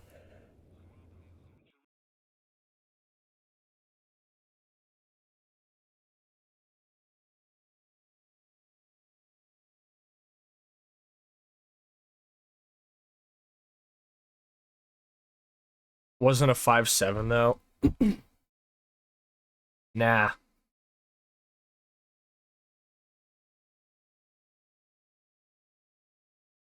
You said vibe check and you went Uno reverse. Always with the fucking rain, dude. The good news is that this entrance is usually safer, but...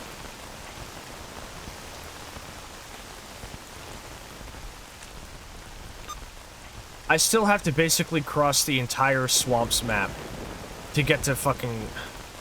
I should have gone through the cordon instead. I should have gone through the cordon. I literally have to cross the entire fucking swamps. I have my work cut out for me today. Deference for darkness. .mp3. Rubles and a suit repair item. That's actually a really good pull.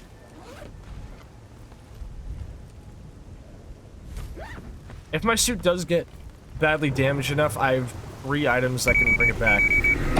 If Oh you shit! only knew Oh shit! what I've just Iris! been and what I saw. Achtung, eins, zwei... This is a Signalis raid. This is a Signalis raid, huh? Alright, alright. Well, give me a second then. I'm gonna bring us on down to the bar real quick. Hi everybody! Welcome on in. Iris, thank you so much for the raid. We've got a lot of people up in here tonight. Iris, let me give you a shout out real quick. That is the wrong language keyboard. Iris Sue Python. Iris, tell me all about what you were playing. Oh, I mean, I know what you were playing. You were playing Signalis, but tell me how it went. Thank you once again for bringing all of your people in here and trusting your community with me. Hi, everybody. I am Too Much Sascha. For those new to my channel, I am the Chernobyl Battle Maid.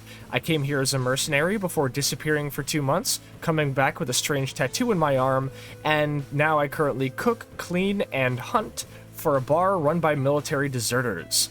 And when I'm on my off shifts, I come onto Twitch and I play horror games, FPS games, and Slavjank. Every Tuesday, I play Stalker, and that's what we're doing today. Iris says I'm absolutely baffled, and I need to figure out what the fuck was happening. That checks. That seems like the common experience with Signalis, not gonna lie. Well, I do want to say, I don't work for the bar. They let me stay here. I hang out here at this bar, and I offer my services sometimes, but I'm a freelance mate.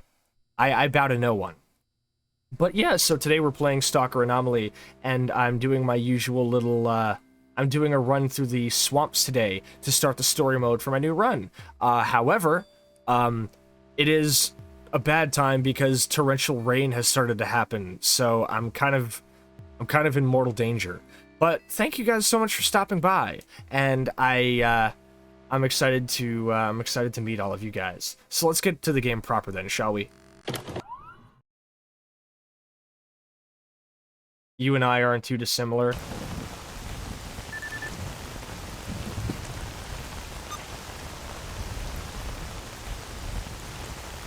So, I've entered here into the swamps, and I have to get all the way over here.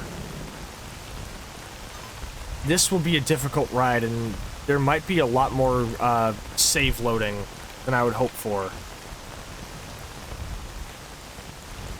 I'm gonna grab some water because we spiked up to 90 degrees. Oh yeah, go get some water. If you end up just having to, like, lurk or something, then do it. But I appreciate you bringing people in regardless, and I hope your night continues to go well.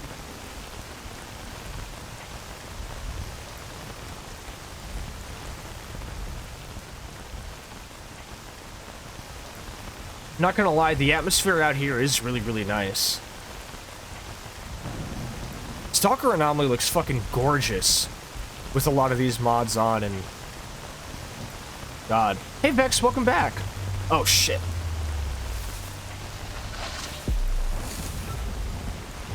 Alright, we're clear.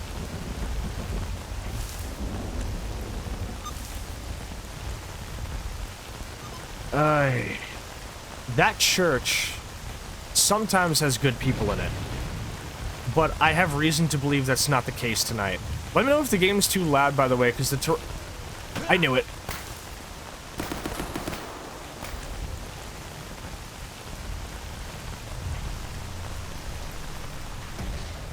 Did I get him? Nope. Clearly not. So begins my trek across the swamps. Good God, dude. This is gonna be bad. Like, if it was like... If it wasn't raining, it wouldn't be a big deal. Okay, so moral of the story is don't go near the church, because the church has bandits in it. Oh, there might be good shit here. A sleeping bag that I can't use. Great. Sascha says, oh yes, lightning, that one thing I'll definitely have to be careful about for one of my projects. Ooh, I'm interested now. I will tell you that wasn't actually lightning. That's an anomaly called Pulse that mimics lightning. But I don't think lightning makes an ominous kind of like buzzing noise before it goes off like that. Or maybe it does, I don't know.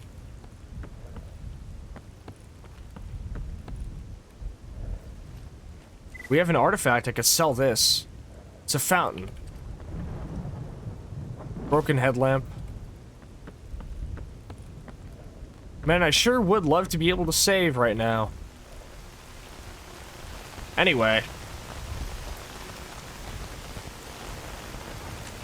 Maybe I should head to the Clear Sky base first. It'll make my journey technically longer if I head there first, but I think it'll make it generally better anyway, because... I'll be able to save there, and it'll make getting to dock a little bit easier, because it gives me a clearer route. Rather than just going right through the fucking middle. All I can say is broadcast on all channels enabled. Ooh. Gotcha. Thought you could pull up on Sascha, huh? Nah. Let's see what you had. Lit campfire, too. Perfect. Michal Jackstraw. This man had one chance at life, and his parents named him Michal Jackstraw. Poor bastard, he never had a chance. Even before he picked a fight with me.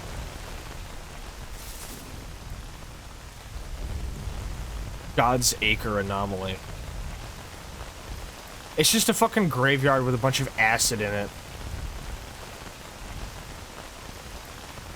So there are definitely renegades at the church, so I'm gonna have to give it a wide berth. Renegades are just shittier bandits, but I still don't really want to have to deal with them right now. If visibility were higher and there wasn't so much sound pollution making it difficult to actually, you know, point out where gunshots might be coming from, maybe. But unfortunately, I'm not so lucky today.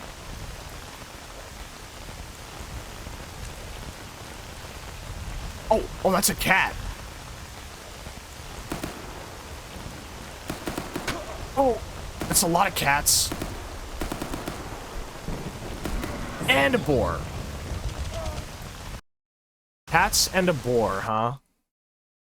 Yeah, I see where this is going. I see. Bastards. Once I get to the Clear Sky base, however, I do think I will take my halftime break. Because I've been going for 2 hours.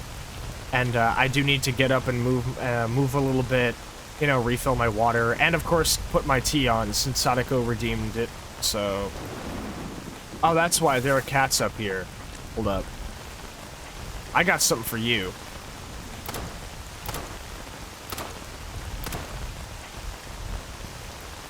Do you have any cat VTuber friends? I guess don't tell Faye I'm doing this. He'd never forgive me. And I guess don't tell Spiral either.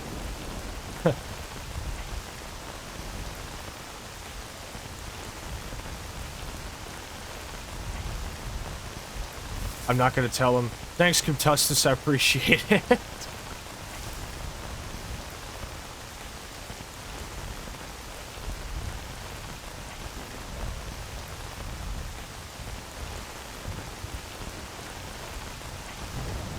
Here's what I want him to hear. Alright, I bypassed the church. If I can avoid boars... I'm actually already halfway to the Clear Sky base. I'm making good progress. Wait a minute.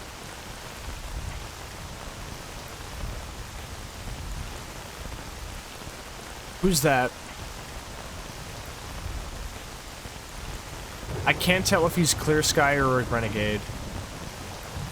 It's literally too fucking gray outside to tell. I have to get closer. But I'm gonna keep to the reeds while I recon just in case. If I can avoid getting blindsided by somebody's fucking sniper fire, I will.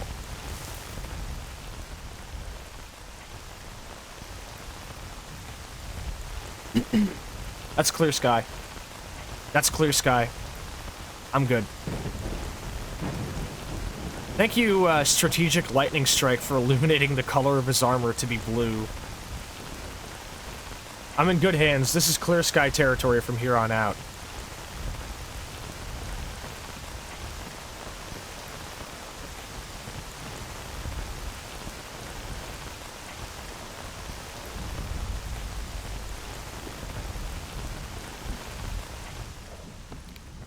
Alright, anything good in here? We have duct tape and armor repair items. Very, very good. Nothing. Nothing.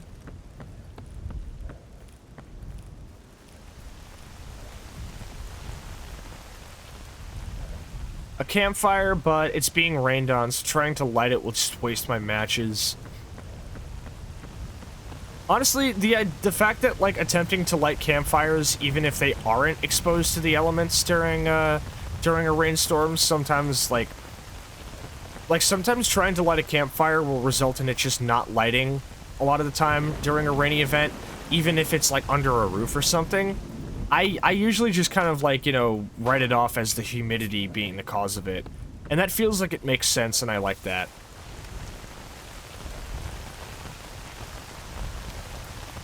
Once you see these big swaying trees hanging over this little clearing, you know you're, like, in, like, a safe area.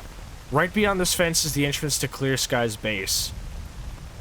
Clear Sky are an interesting little faction. They're a bunch of ex-scientists, some of them even actually were originally involved in the experiments that created the zone. Though they probably don't want you to know that. Most of them got killed off before the events of Shadow of Chernobyl, but many of them formed their own faction primarily for the purposes of research and hoping to try and maybe fix some of the little quirks about the zone that, you know, get a lot more people killed than they should. So they formed the Clear Sky faction, and they live out here hidden deep in the farthest corners of the zone. Oops, all war crimes? Yeah, that happens a lot in Stalker, I'm afraid. They also have this little basement with a dead guy. You know what I haven't done? What I try to do a lot more on my Stalker streams is actually talk to NPCs and get, like, their, like, input on events and everything. Which is something I love that Anomaly lets me do. That you can talk to almost any NPC that is willing to talk to you, and just, like, get them to weigh in on either events they've witnessed, or just, like, cool little, like, story things. Faces, why the fuck is Kim Tussis talking about me in Sasha's chat? Doesn't he know I'm always lurking? Oh, shit. Oh, shit, Kim, you're busted, dude. Faye, because I killed a cat enemy, and I was like, oh, shit. What are some VTuber friends that are cats? Don't tell Faye, he'd never forgive me. And then Kim Tussis was like, oh, don't worry, he won't know. You appeared to be lying.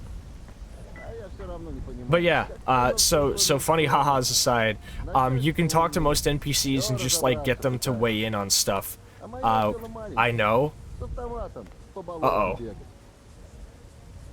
That's the most foreboding message I've gotten in chat all day. I'm in danger. So, before I take my halftime break, let's talk to some of these fellas. Fedka Chief. What's new in the zone? Duty and freedom have got it all wrong. The zone isn't something to be for or against, but something to understand and contain. These sort of emotional reactions let us all into trouble. I don't agree. But yeah, it also is important to note that every NPC's, because of a certain mod I've installed, every NPC's dialogue, when you ask them about things, is dependent on what faction they're from.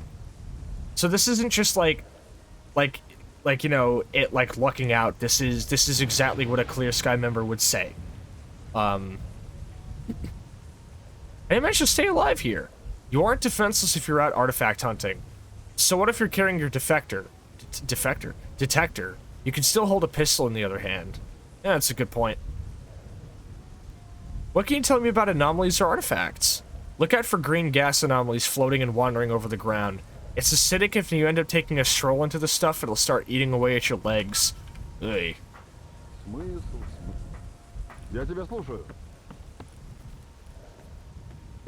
Oh man, I'm Skinny Pete! Yo, is that Skinny Pete? Here's the local medic.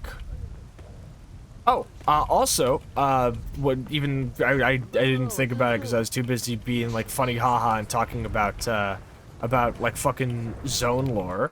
But it's good to see you up in chat, Faye, as always. I know you've been lurking, but that's just what I say to people when I, like, am aware of them in chat at the moment. So, here's an honorary shout-out for the homie. Let me go talk to this dude real quick. Hey, what's up, Cold? This guy used to be the bartender for Clear Sky, but when his entire faction basically died in the blink of an eye, he was kind of the only guy still holding it down at base. So he basically just, like, went up to the fucking, you know, like, admin office, and he was like, I guess I'm in charge now. So he is. Fun fact is he makes really funny sounds when he dies. But the only campfire I can save at in town is unfortunately not, being rained on right now. Usually Clear Sky Base is a lot more lively at this time of day, but it's 10 a.m. so people are getting all of their artifact and mutant hunting done early before, you know, it starts getting dark. And also it's raining, so people are kind of out busy or hiding in their houses right now. It's not really prime gossip hours at the Clear Sky Base, but that's okay. These guys are all too cool to fucking talk to me, huh?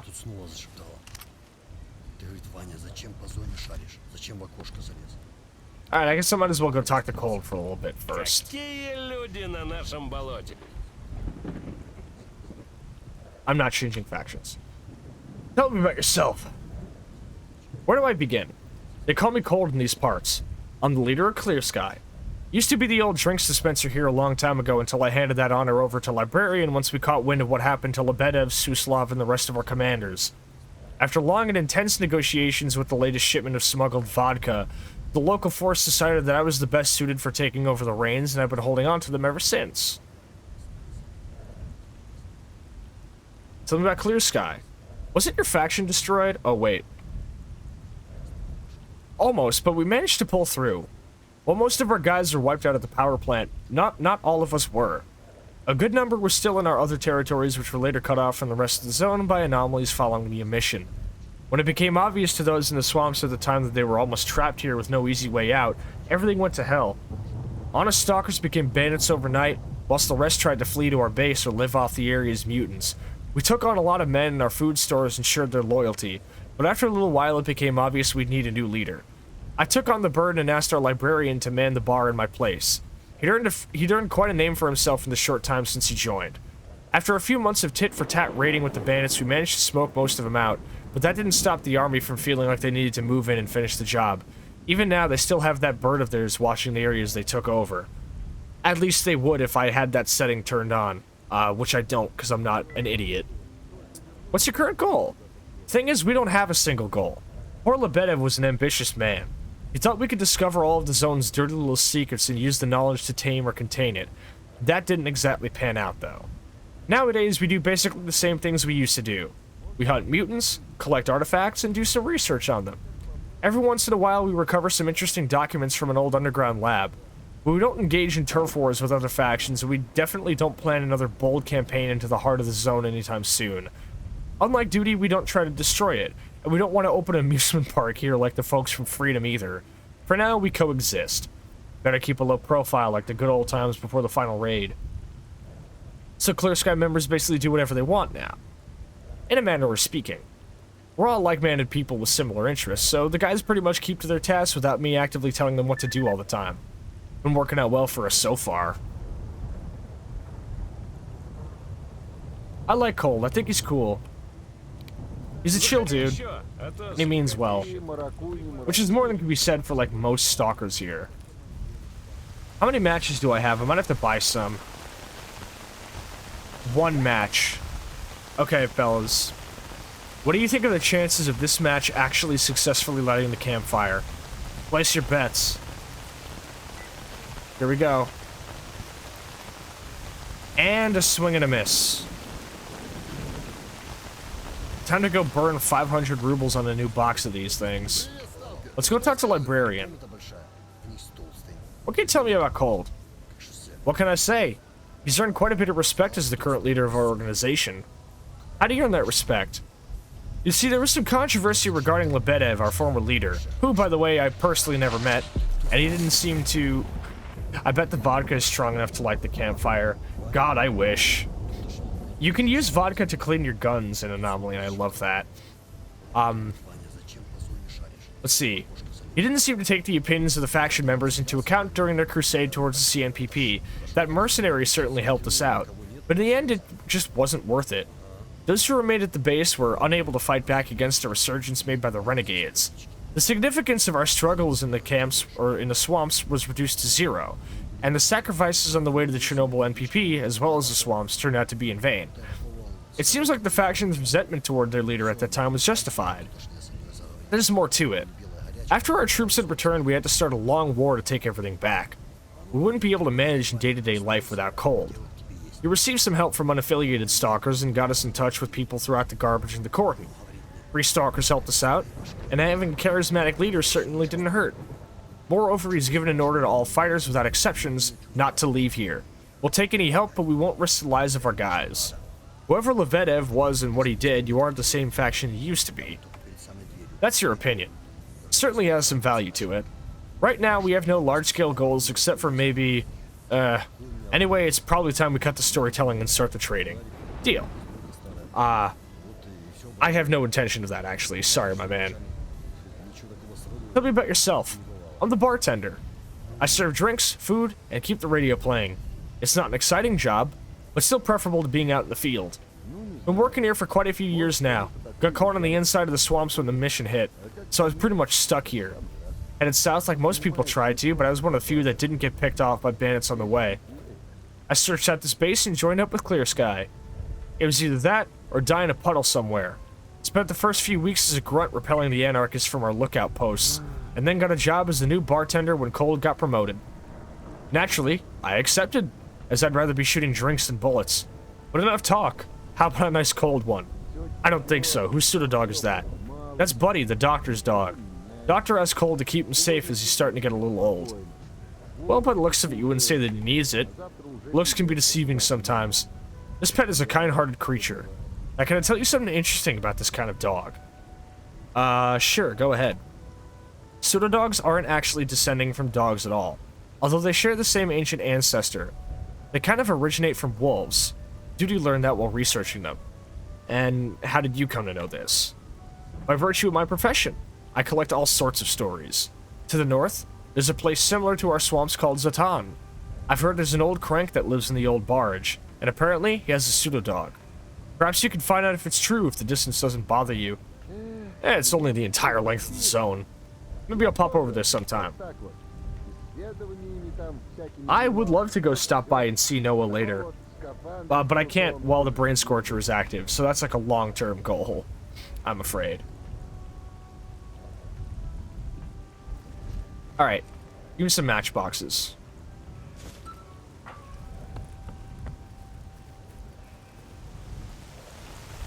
This is going to take a few tries.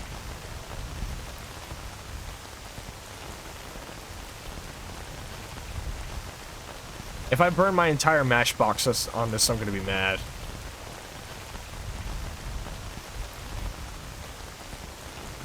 I see. I'm just going to fucking buy another matchbox with the artifact money, and I'm just gonna fucking sleep this off.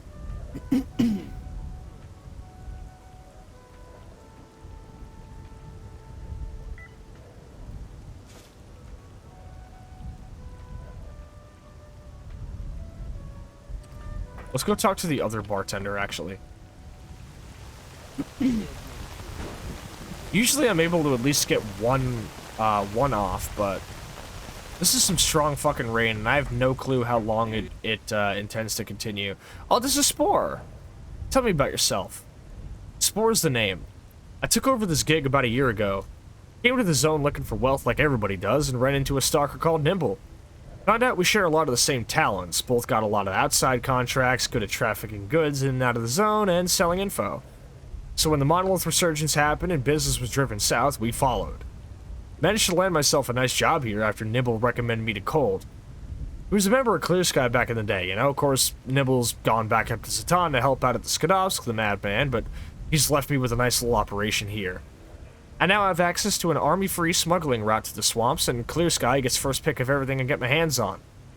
Pay Nimble a visit if you want to ever find yourself north of the barrier. Even now, he's probably still peddling away only the rarest weapons and armor to his fellow stalkers. For the right price, he'll set you up with some of the best damn gear in the zone. Thanks, Spore, I appreciate the name.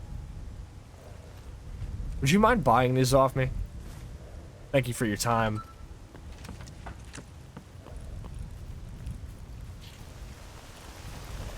Time to buy another matchbox, and I'm just gonna go sleep in the cabin. The little sleeping quarters here in the swamps are actually really comfy.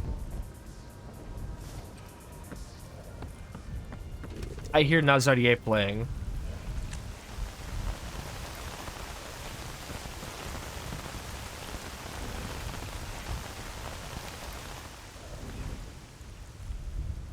So, you guys aren't supposed to be here. Also, that's not how you play the guitar.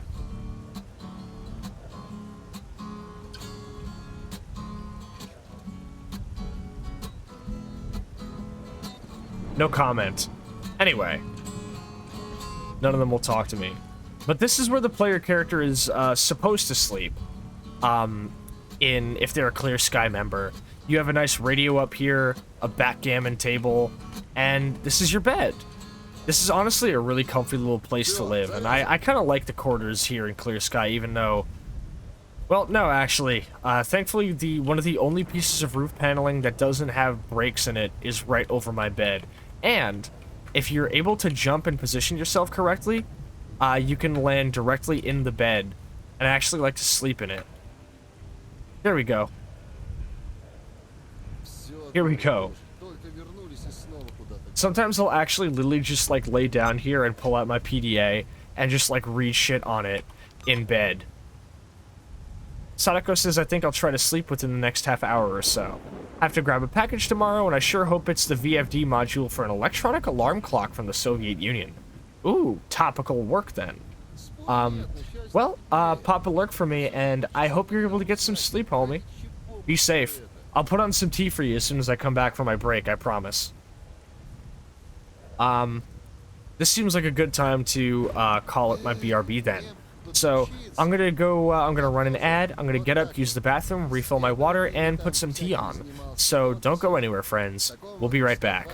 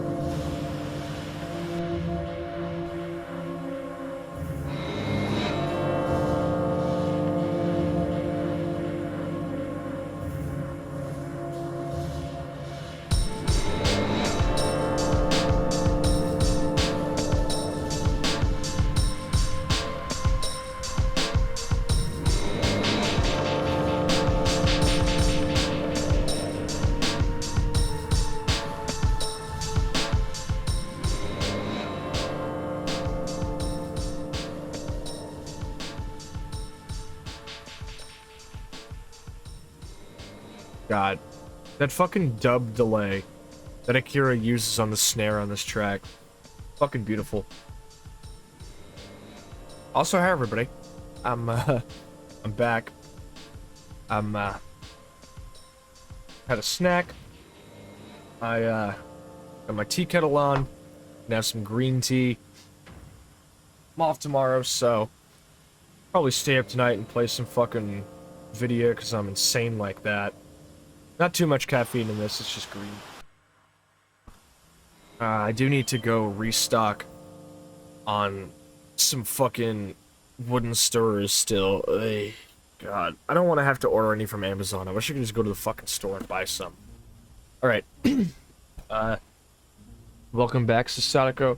Sascha, you're supposed to be asleep, homie. What are you doing? I see you DMing me on Twitter, too. Don't think I don't see that. I suppose I didn't be responding either. But, you should be getting some rest, homie.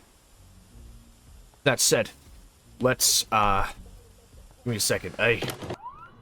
Hello, it's me. I'm back. Okay, so, I've got tea kettle on. I'm, ready to get going. So, let's get into it, shall we? And just like that, my tea is good. If you'll give me a moment. Obviously, I'm not really going to be staking in the bar while I'm doing this. I'm just going to be, like, kind of doing this on and off while I play.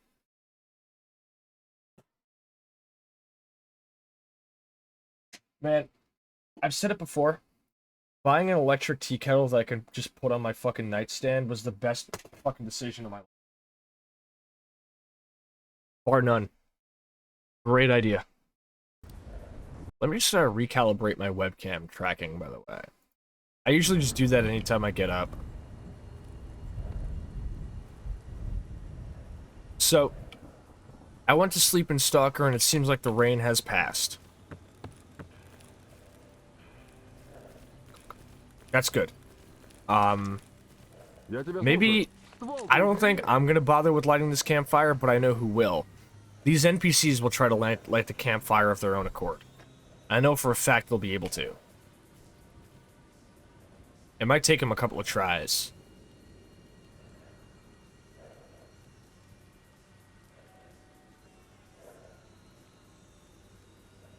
You couldn't do it? Maybe his friend can. Still pretty damp out here. Ah, he got it. He got it. He got it. Let's go. Let's see if a round of applause for unnamed NPC.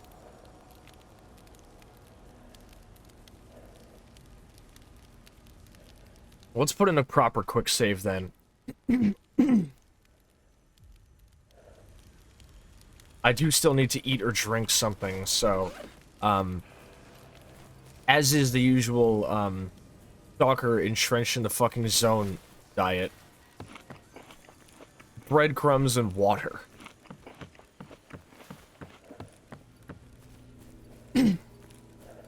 We eating like it's the fucking Dust Bowl today, fellas.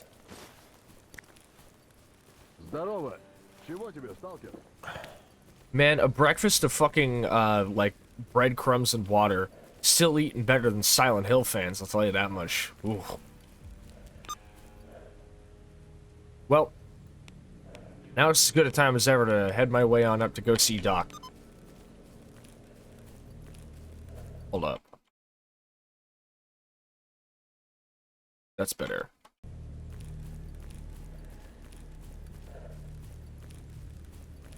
Life Forces, is there actually lore about Freedom's weed consumption? I mean... how much of it is canon is a little bit questionable, but how about this? Go onto YouTube and look up the song that plays on Freedom's radio in Clear Sky, and you tell me.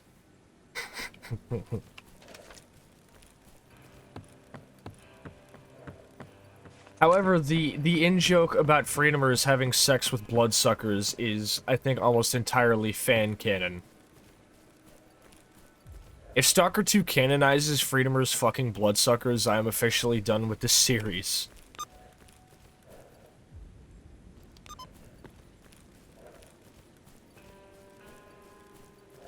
See, the swamps are a good place to showcase the grass, segment. Seeing it all kind of like move out of your way as you go through the swamp grass. Also, the swamp's a great way to showcase the water.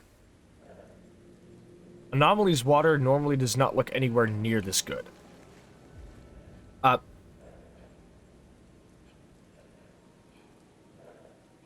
Chance. Are you sure about that one, Chief? Are you absolutely sure?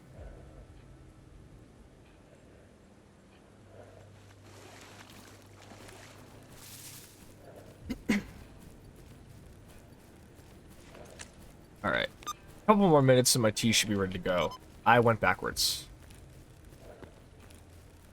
One thing that I really liked about Clear Sky, which I don't know how recent it's been since I last espoused this belief, but I still believe it,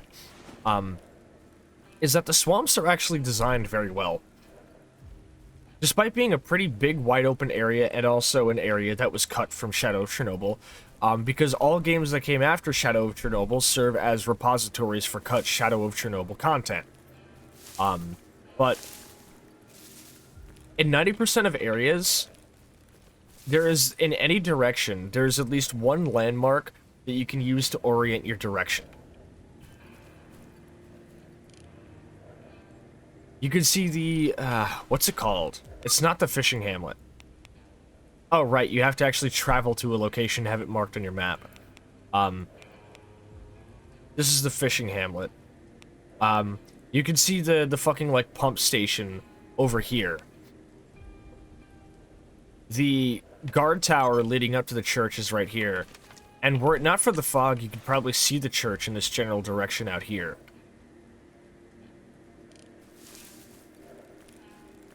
But you're always going to kind of be seeing, at least in one direction, some type of landmark that helps you orient where you are, even without needing to open the map. My big issue with the swamps is that 90% of cover in this area is entirely visual. Which sucks, because visual cover serves to make it so you can't see the enemies, therefore you don't even bother trying to fire. The AI doesn't care about visual cover. If they see you, they will shoot you through any type of foliage. They don't give a shit. So it literally is only really there to harm you. Which sucks. I'm sorry, it does.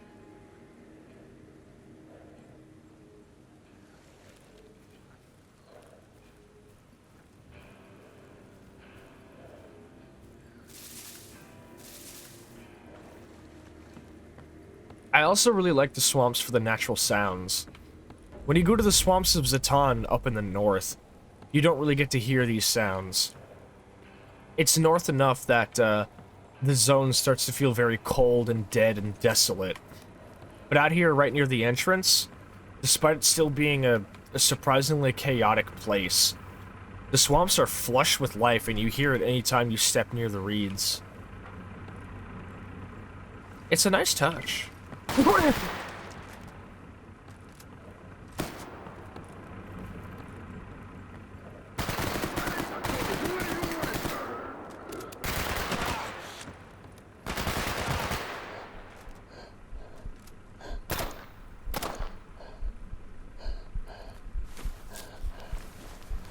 Hold up. Hold up, hold up, hold up. Please don't bleed out. Please don't bleed out. Okay, I'm good. Jesus fucking Christ!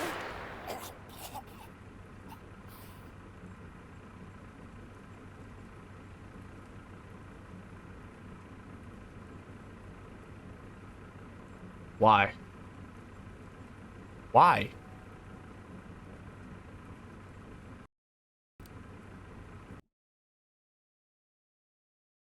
Jesus, dude. I'm out here trying to talk about the atmosphere, and man just straight ambushed me. Were those mercs? Those had to have been mercs. Я тебя слушаю. Their voice lines were consistent with most military-type enemies, but they seemed to have blue uniforms on rather than green. I'm going to assume those were mercs. Way too well dressed to be bandits or renegades. These guys were well equipped, but not well equipped enough that 45 ACP wasn't enough to take them down. Still, fucking hell, dude.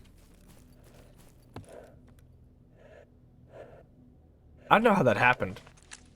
Life Forces, there's a mod that stops enemies from firing through bushes. Only downside is they don't shoot you when you hide inside bushes.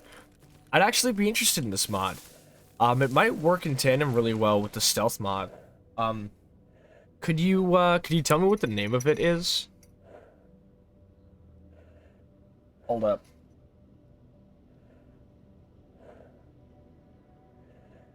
Not gonna use a fucking fruit waffle with my tea again tonight, because I just had 2 coffee cakes. One sec. Yeah, no rush. Don't try and link it, because one of my mod bots just automatically vacuums up any links for some reason, and I still haven't figured out which one it is. So just keep that in mind. If I have a name to go off, I'll just look it up myself. This will be good for my throat.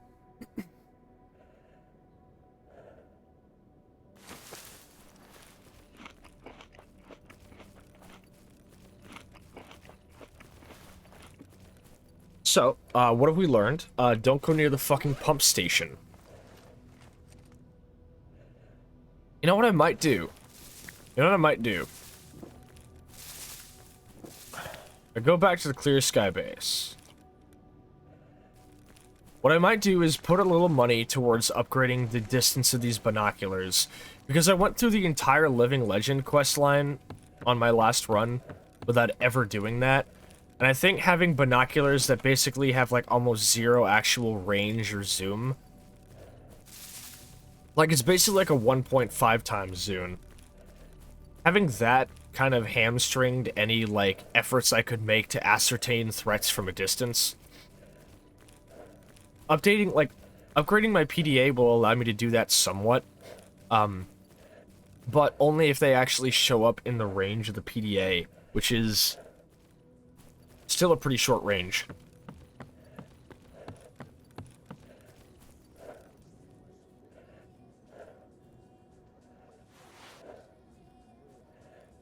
You have nothing to say to me, huh? Look at that LR300 this dude's carrying, man. How does it feel knowing this weapon is so outdated and hated that if this thing ever breaks on you, you are never finding replacement parts? He doesn't seem bothered. Oh, to have the confidence of a man like that. Очень, как говорится, очень опасно.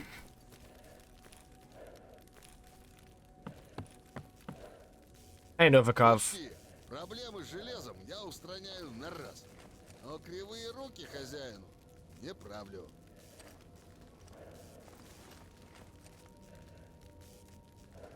He doesn't even have like the tools to do it, so never mind. Okay. Fine.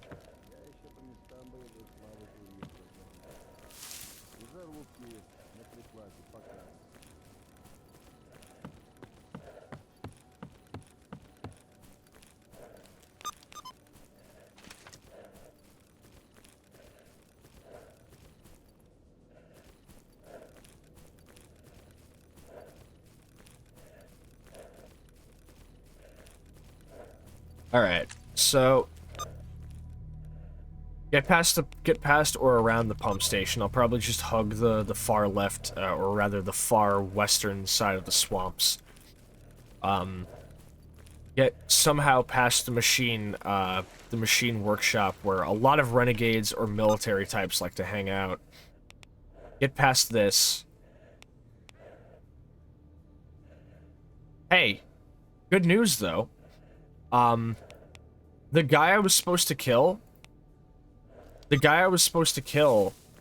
Petrenko, who is hanging out in the Dark Valley, he's come to town. I think I'm actually gonna go handle him first, because Doc will not be moving anywhere. A fun little fact is that in earlier versions of Call of Chernobyl, if you enabled story mode, Doc, which obviously was something they added in later in development. Doc was an NPC you actually basically had to hunt down. He would move around. He would come from the Clear Sky base, and then hang out in, if I can find it.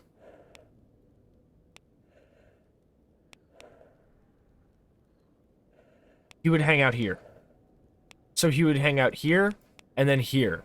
And he would move between these areas. So you would basically have to, like, come to the Clear Sky base, and if he wasn't there, you'd have to go hunt him down on his route somewhere. And there was almost nothing in the game that actually indicated this. So it kind of sucked, actually. But it was funny. Life Forces, I don't remember the name, but it was included in older EFP versions. I will look for that mod when I'm home again. No worries. I hear boars.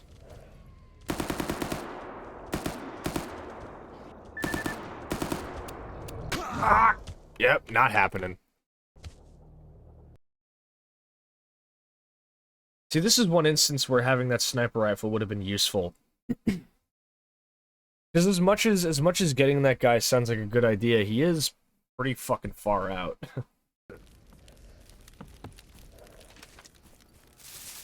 I hear Nazarier playing again. Honestly, I can't wait for winter so I can turn the winter mod pack on again. I really liked it.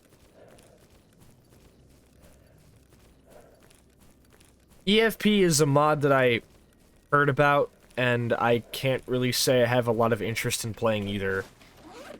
Again, just because, like, it seems like kind of like a sort of like smorgasbord with a lot of mods, and many of them are not really mods I'm interested in. It's why I like the setup that I have. It's so heavily modular, and most of my add-ons and shit I can switch in and out at any time. I also remember just hearing that EFP was a very buggy experience. Which obviously is something that will be fixed over time. But I want my Stalker now, so...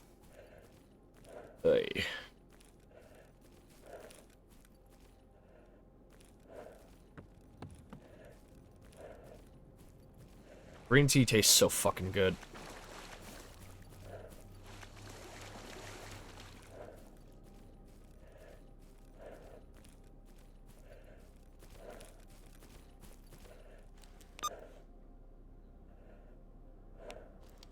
Getting to where he is should be relatively easy. The biggest worry, also going through the middle seems like a terrible idea. Just from how it's been going so far, I'm going to be sticking to the outsides of it. But the only thing I'll have to worry about, that entrance to the swamps. This area right here is pretty commonly frequented by military patrols. In fact, they use it as a base. So I would have to get through the church, which I think I have reason to believe is controlled by renegades. Get to this area.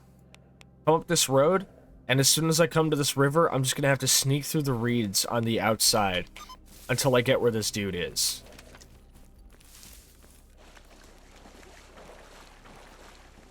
I'm really happy that Anomaly removed most of the radiation sources in the water. Just because that kind of made getting through the swamps really fucking annoying. Like, obviously I understand it from a balancing perspective, where you want to make it so the player can't just, you know, like, run straight through the middle, but... I think cats have spotted me. Yup. Oh, it's Chance. Good night, Chance. Sorry, man. No hard feelings, yeah?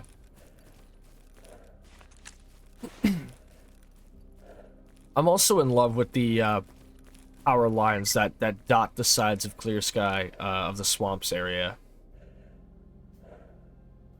Power lines as an aesthetic are interesting. And I really like them, if I'm being perfectly honest with you.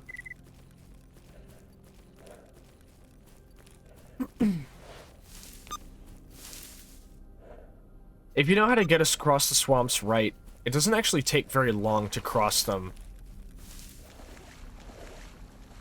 But obviously, it being in the middle of the day and visibility being at an all-time high certainly doesn't hurt your chances.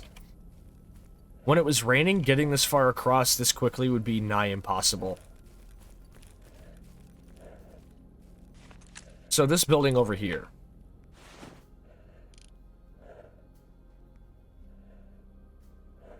Military. Inside that building, there's going to be at least one guy with a mounted machine gun. Lots of other goons. Do not recommend going anywhere near it. So I'm gonna have to keep my distance.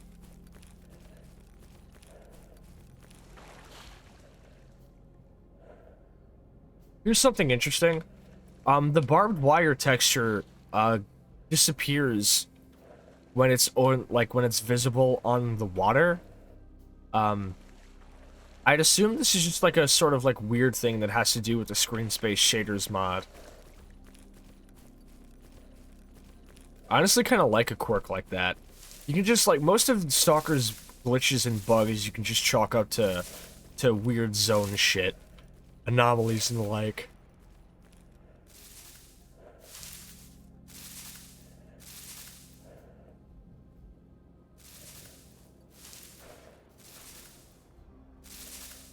I hear a gunfight. It's possible my quarry might end up dying before I even get there.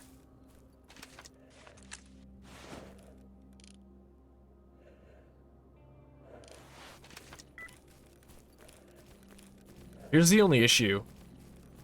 Is that waiting out the rain might have actually been a bad idea.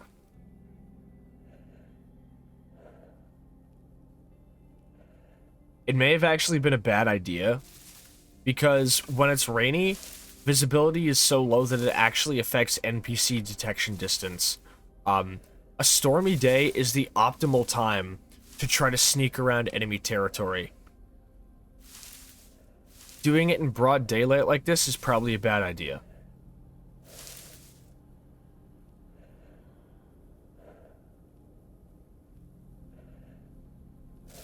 I got detected by somebody, but I'm hoping they gave up on me. I think I can just go around this anomaly. Let me see. Yeah, I can.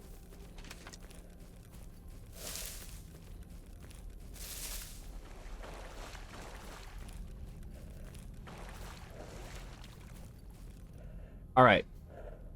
Gotta play it safe. Gotta play it extra safe.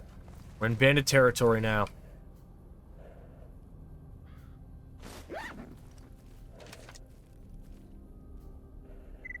Serious Sascha time.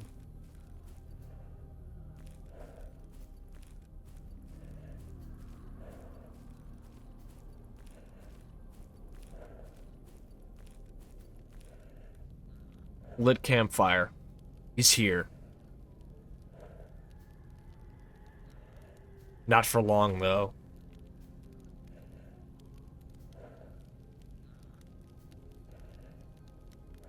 He seems to be in a hurry.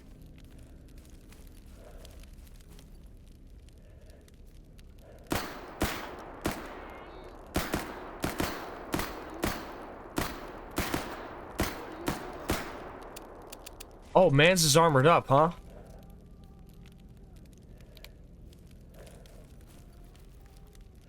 Trying to flank, huh?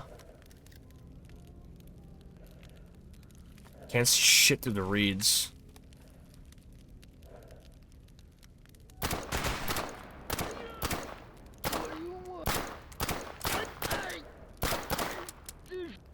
Damn, Mans is tanky. That much fucking 45 ACP and an entire mag of 9x18, he still wouldn't fall. Well, at least I did him in one way or another. Let's see what he was carrying. Ah! Yeah, that explains it. Man's had 3 Glocks on him. A pretty expensive Sphere 8 helmet, which I'm not bringing with me. And a looted military jacket. This guy was a marauder. This guy was a fucking marauder. Well, his stuff is going to a good home. That home is me. It's mine now.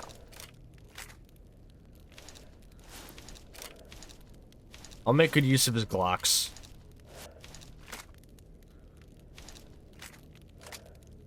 These Glock 19s I'm going to strip to use for parts for the 17.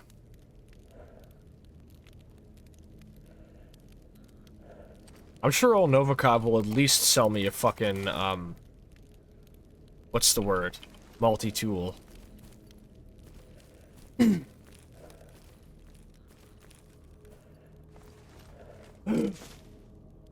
Oh! A stoneflower! What does this thing actually do? And another Glock 17 I can rip apart. This artifact resembles melted cheese interspersed with sapphire-like stones. Only yellow outer shell of the artifact appears to give off radiation, and by careful processing it is possible to extract the non-radioactive blue parts for jewelry and other industrial purposes. This is due to the fact that if cleaned properly and polished, sapphire comparison becomes much more explicit. The stones are as hard and durable as this beautiful gem. This is very clearly poorly translated stuff. This quality of theirs and their appearance makes them perfect gemstones, and jewelers all over the world strive to have them in stock. The usefulness of the artifact, however, is not limited to its industrial applications. There is scientific evidence suggesting that sapphire-like stones effectively protect from psi waves, whereas the outer shell slightly increases resistance to toxicity. However, it can cause objects in its vicinity to heat up, and in extreme cases, to ignite along with the artifact.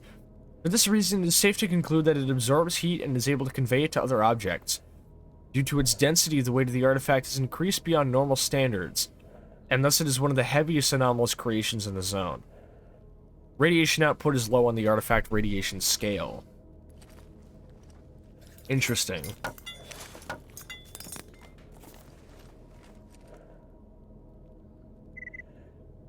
So what I'm hearing is it's largely not worth it to carry this thing.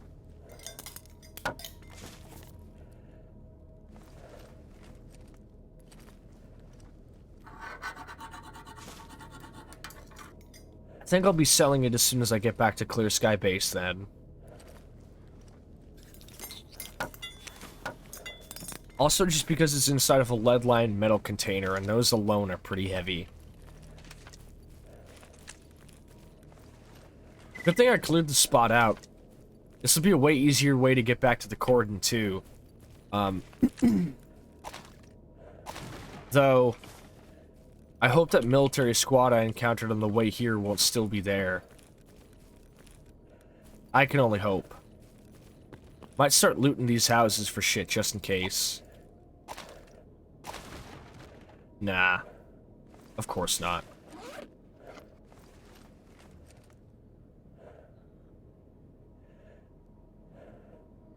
I'll probably be spending the night...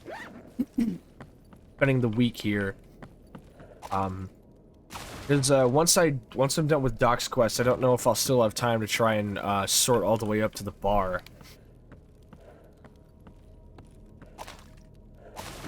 If I take the route through here, it brings me straight to...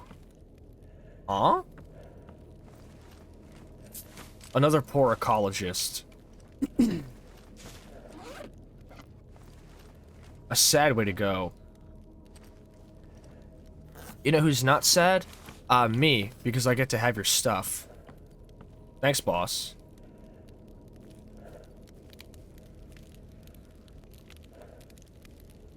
What do you mean? What enemies? I'm like completely alone, dude. That's not good. That's not fucking good, man. That means... Oh. I know I can save at Doc's place. If I get there safely, I'll be okay. But it's still a ways out. Ay. This ladder's always been finicky. See?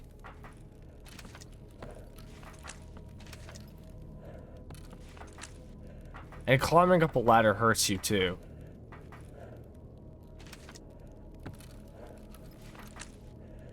Let's try climbing it like this. No? Okay. Fine. Do I have anything that increases my carry capacity? No. I don't.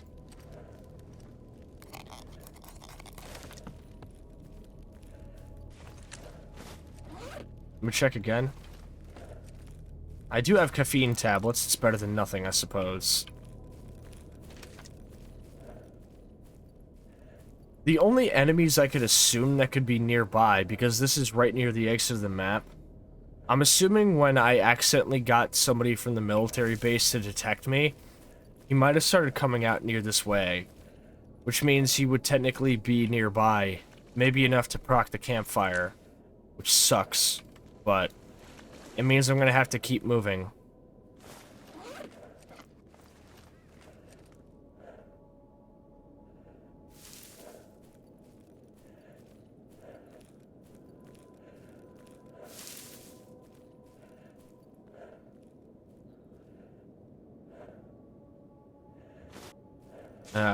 I got my work cut out for me with travel. Especially getting weighed down like this. I wish I could have just field stripped these pistols here and now.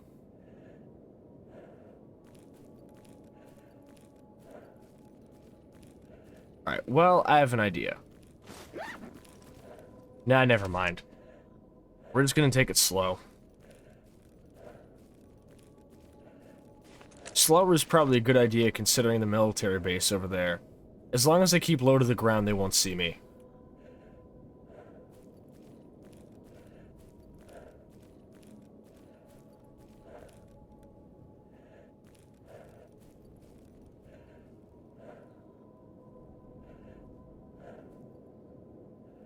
It's a very calm day today in the zone. Even the wind feels relatively quiet. These crows flying over my head, though, are making me a little bit worried. Wish there was some type of mechanic where it's like the crows fly over your head if your health is low or something. No idea why, it would just be kind of cool. Sometimes when you load up a fresh save in Shadow of Chernobyl, you can see, like, all of the birds in a map load in all at once, and they all just, like, fly in like, a big, like, mass, and then slowly separate and expand. It's cool. It's one of the coolest little bugs I've ever seen. That's something that's true of Stalker, is that even its glitches and bugs are still in service of its atmosphere somehow. There's really no other game that gets that kind of free pass on it. Although I do suppose, I guess your mindset and how you approach things and your perception are probably bigger players than that than I imagine.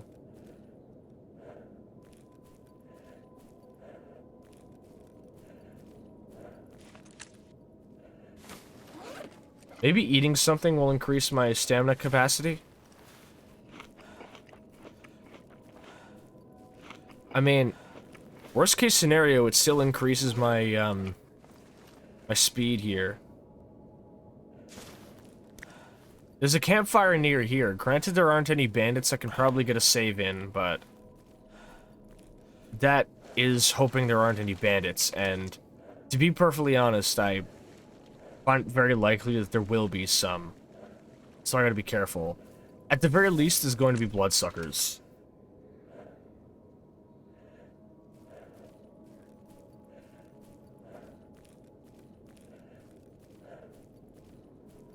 What the fuck does this message say? Death report. Petro Sagatov. Wild territory. Charred to a crisp in the middle of a field. Sums up the zone perfectly. MF-136. By Mitya Bronstein. I see.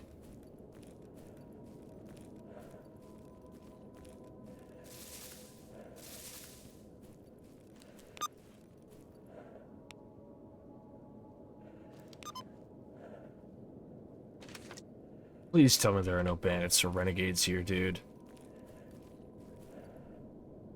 I think if there were, they would have already seen me.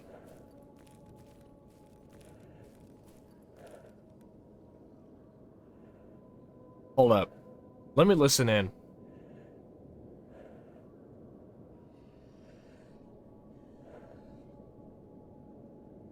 I hear a mutant. There's some type of mutant here. Oh, there he is. There he is. Okay, okay. We're good. We're good. We're good. We're good. He stabbed me something fierce, but, considering I just, you know, a fucking mutant attack just popped off and I just fired a bunch of shots and nobody's shooting at me, I'm taking that to mean that there are no bandits here. I didn't hear any idle chatter. I didn't hear any campfires lit. And if there were bandits, there wouldn't be a bloodsucker here. Because either they would have killed the bloodsucker or the bloodsucker would have killed them. So we're all good. Now I can't remember where the campfire is though. It's a little bit hidden. Ah, here we go. Yeah, Vex, that's me dabbing on the bloodsucker I just popped. You gotta be shitting me, dude. You've gotta be kidding me. Okay, there we go. Ooh. I was gonna say, don't fucking tell me, man. I just killed a bloodsucker here. If there's a bloodsucker in an area, sleeping, that means that area is completely clear. There is nobody else around.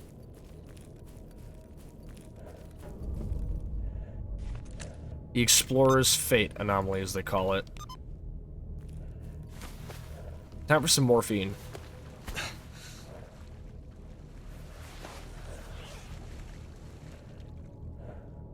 There's an odd, peaceful quality to the swamps today.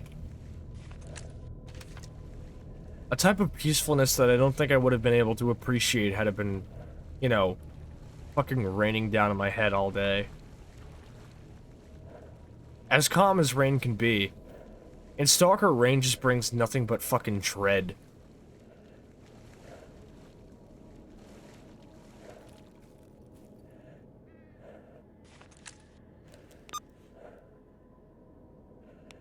We are almost there. I'll have a lot of good quests to turn in at the end. Maybe I will fucking stop by the Darkscape. When I come back to the Cordon next week, I'll come through the Darkscape to grab that guy. And then I'll come right back to the bar.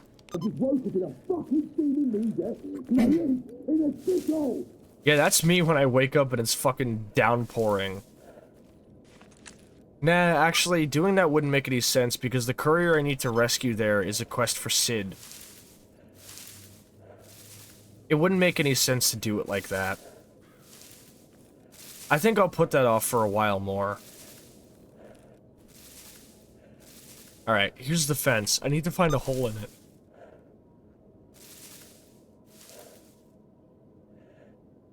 It's somewhere around here.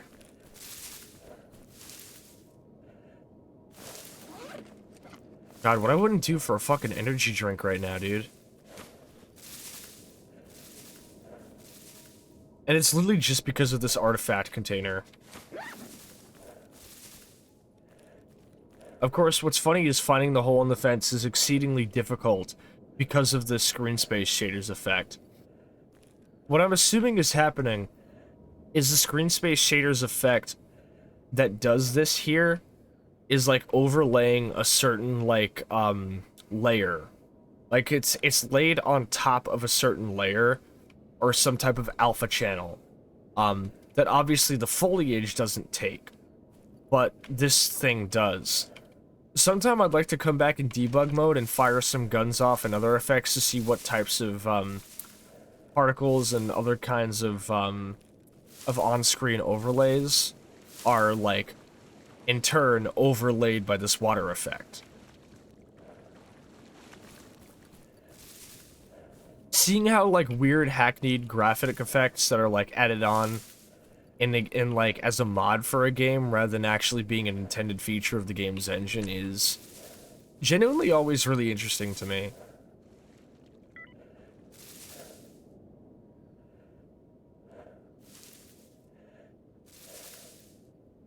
I swear to God. That's interesting. Okay.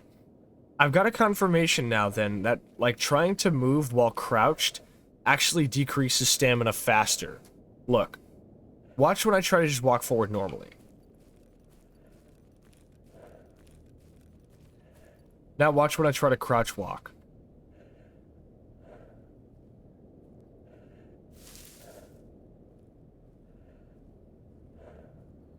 I swear to God, it's actually faster.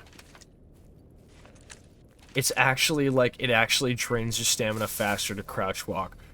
Which, in the original Stalker, I don't think was the case. You want to crouch ideally so you can regenerate stamina faster because you're not standing up on your feet. So here's the last challenge. I have an anomaly field to navigate.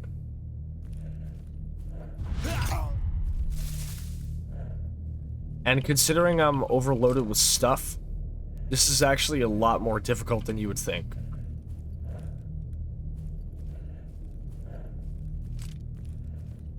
But I think I made it.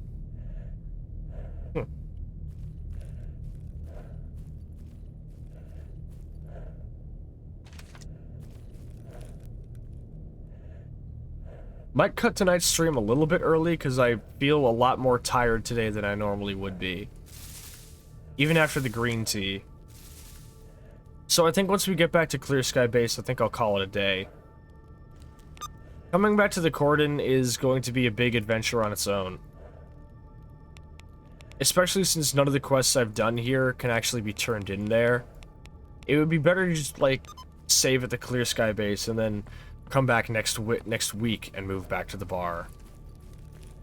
Be a nice little primer. Hey, Doc. Yes, what do you want? I've heard that Strelok's alive and well. You know where he is? Strelok? You sure? Quite certain. The entire zone can't stop talking about him. I need to find him. Any ideas where he might be? Well. Even after all these years.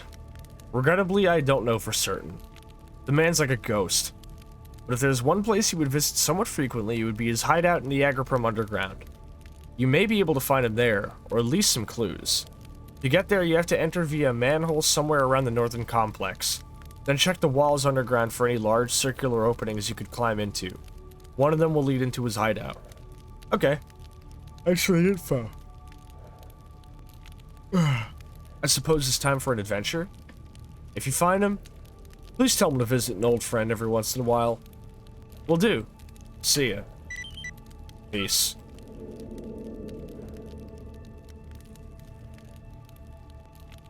I find it interesting that this theme from Dead Air started playing as soon as I found Doc and started talking to him.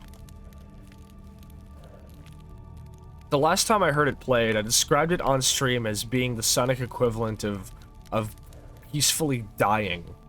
But here it's interesting to come here and see an old friend and talk to him while hearing this song, you know?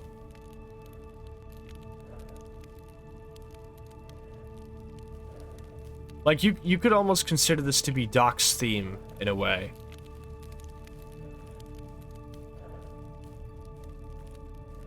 I like to thinking of it like that. However, I do need to save. There's unfortunately nothing else we can do here. In Clear Sky, there's a Valence detector, underneath. Well, good thing I waited here then, huh? Fuck.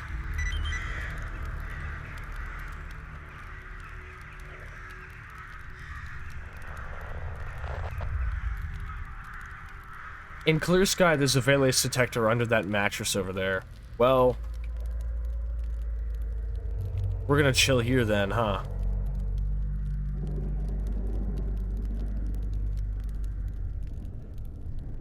Fuck me.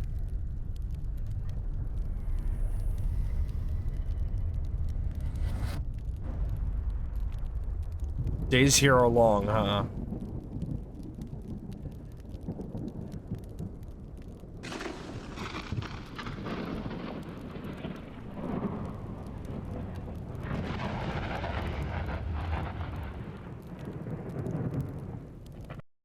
Oh, accidentally minimized the game.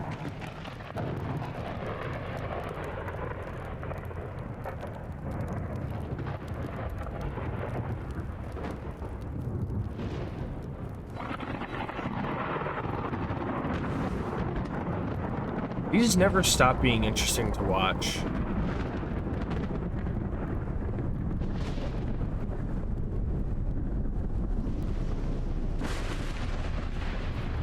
Time to get back inside, though. I think installing the pre-blowout murder was probably the best idea I could have ever had. There's just something really cool and special about how it's changed how I feel about Stalker. Because soon it's going to have basically been, what, like... it's basically been over a year since I started actually modding Anomaly. And now, it's weird to hear a blowout happen without the crows. Like, the pre-blowout murder is a really nice add-on. Like, it just adds so much in terms of atmosphere and ambiance and aesthetic to Stalker. And it's such a simple little thing, too. Like, all it does is just make it sound like a fucking crow, flock is flying overhead. And it really sells the whole idea that when a blowout is happening, every single animal left in the zone starts fucking poking it away. Which was sort of toyed with some Stalker cutscenes and other material.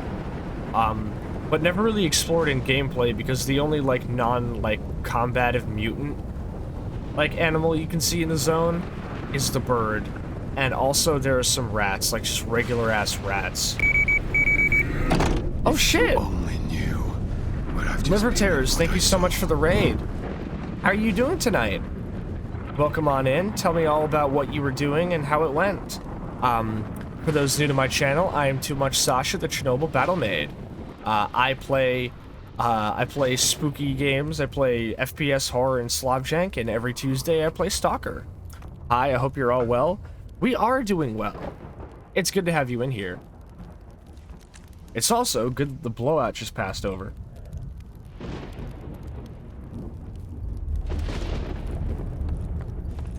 Well, let's see how many people died. I do like that you get a little death report of all the people who die when these things happen.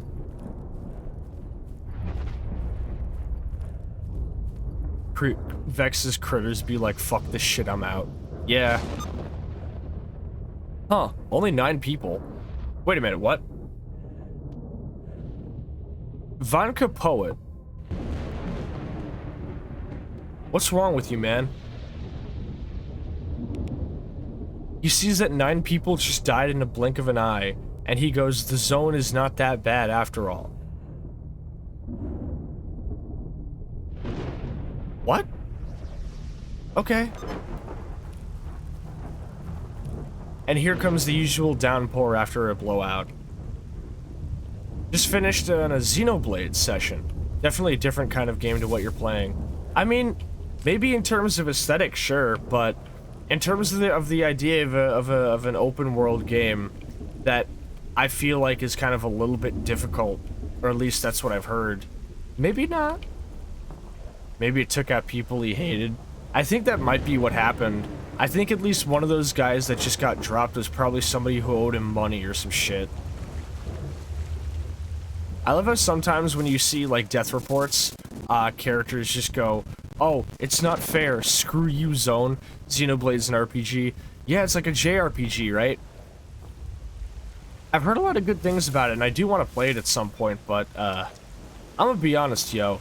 Despite sinking, 13 years of my life into Stalker, I don't really know if I have the time for a JRPG these days. Like, just because JRPGs are, like, so dense and everything, and also a lot of narrative themes that are common in JRPGs are things that I don't really know if I can, like, handle these days. Like I've already sunk most of my time into one game, and I think having more games to do that with is not going to be good for my time management. Yeah, I do remember seeing some videos, and everybody seemed to have English accents in the English dub. It's not the only time I've seen that happen, but it is an interesting creative decision. And I would like to know why that's a decision that was made.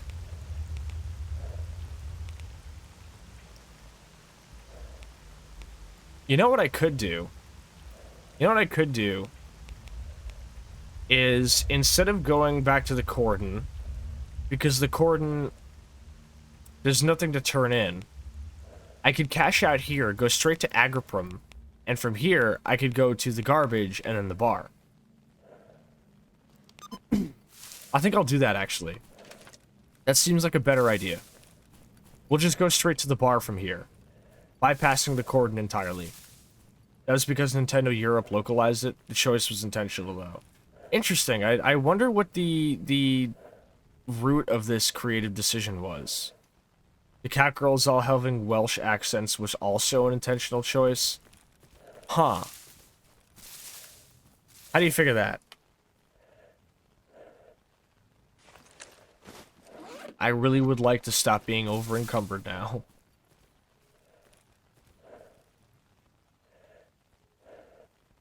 The one thing I don't like is there seems to be a sound bug that even modern versions of 1.5 of Anomaly don't seem to have fixed, in which, if you happen to be wearing a helmet when a rainstorm ends, the rain has stopped falling. But if you listen very closely,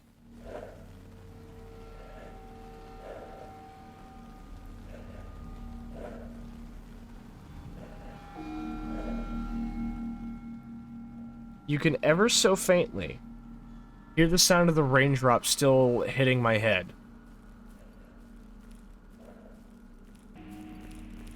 They do different accents to represent different dialects. Okay, okay. That's actually really cool. I like how a lot of older anime dubs used to do that. Same pronouns, interesting. Awesome!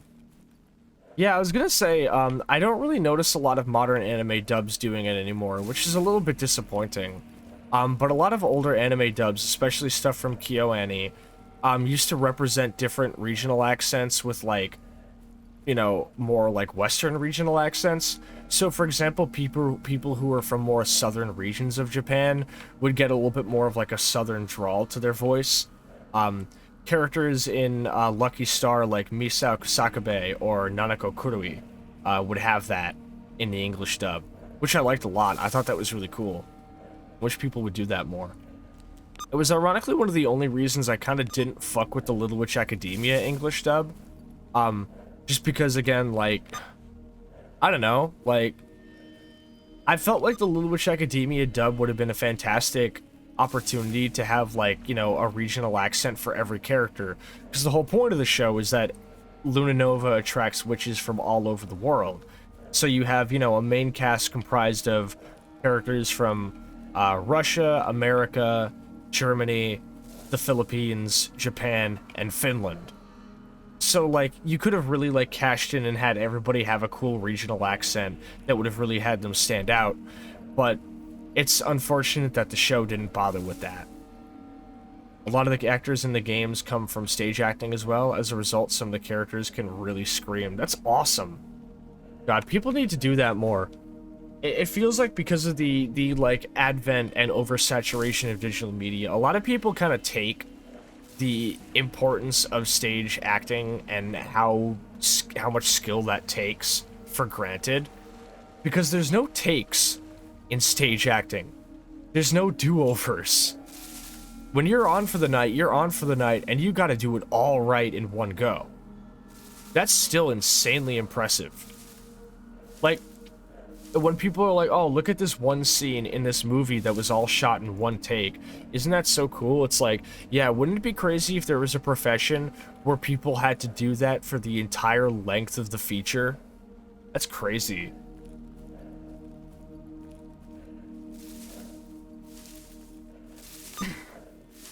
I mean, there are a lot of people who have kind of, like, you know, created a newfound appreciation for it.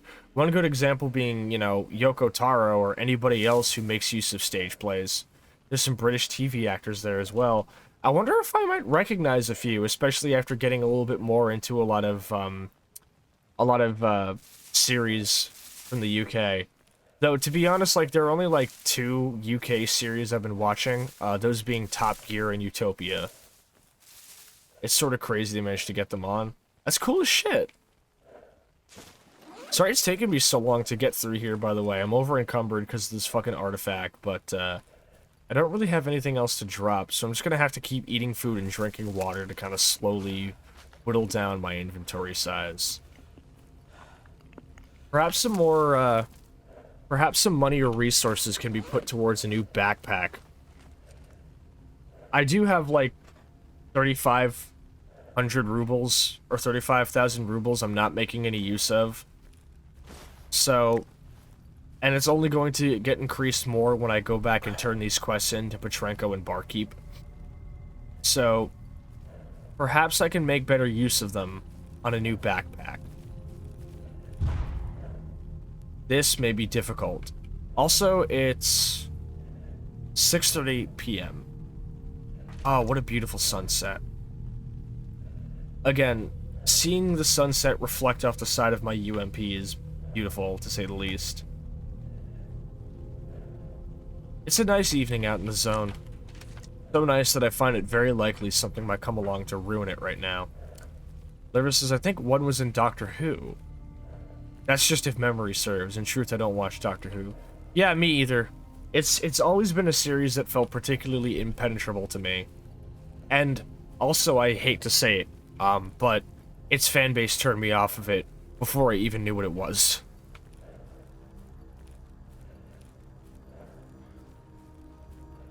Now, when you get to this area in Clear Sky, you can actually find the VSS Vinterez rifle that the protagonist of Clear Sky uses in the intro cinematic.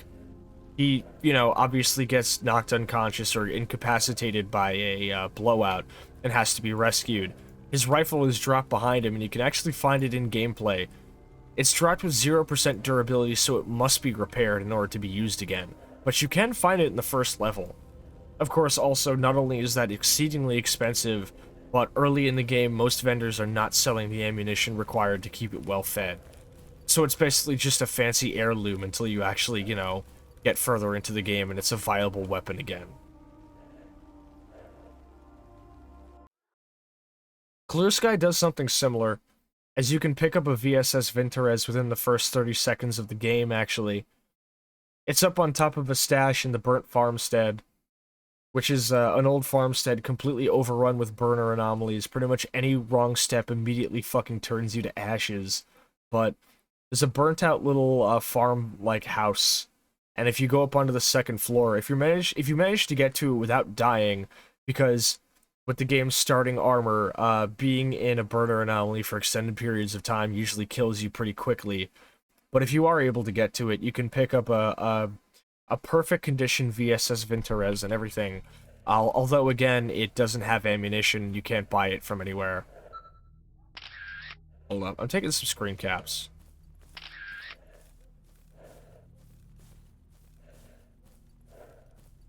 This time of the evening has always been exceedingly creepy to me.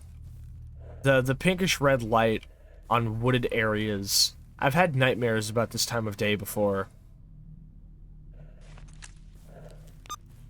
I believe one of them included a tree coming to life and trying to kill me.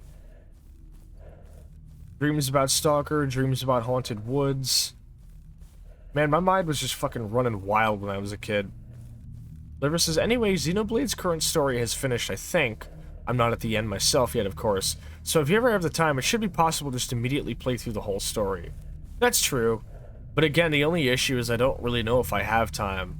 Also, I don't really own it, and I don't really have the money to put towards that kind of thing. Especially after recently buying a game to play on stream, and I want to get through that first. Uh-oh. Shit. I almost just died. I almost just died.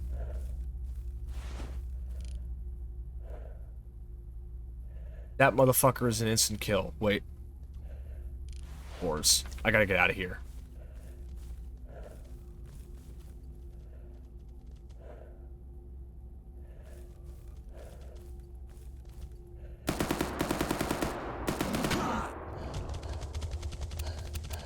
Shit. Shit.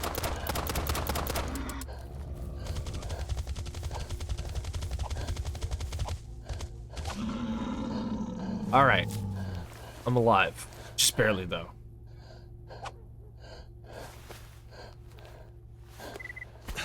Well, there go most of my medical supplies. Can't wait to put a lot of this money towards those.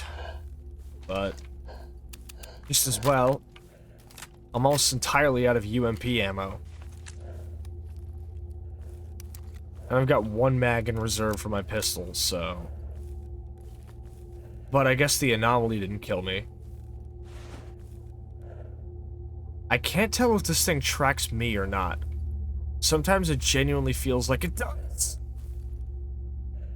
I don't understand its movement pattern. I've been playing this game for 5 years and I still don't understand its movement pattern. Oh shit, something's gonna spot me. Something is detecting me, and I don't know what it is.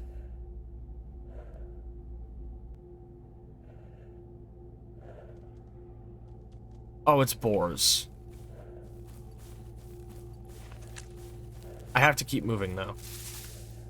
This takes me right to the garbage. I think I'll be taking the main road. Going to Yantar seems like a better idea, but it really isn't.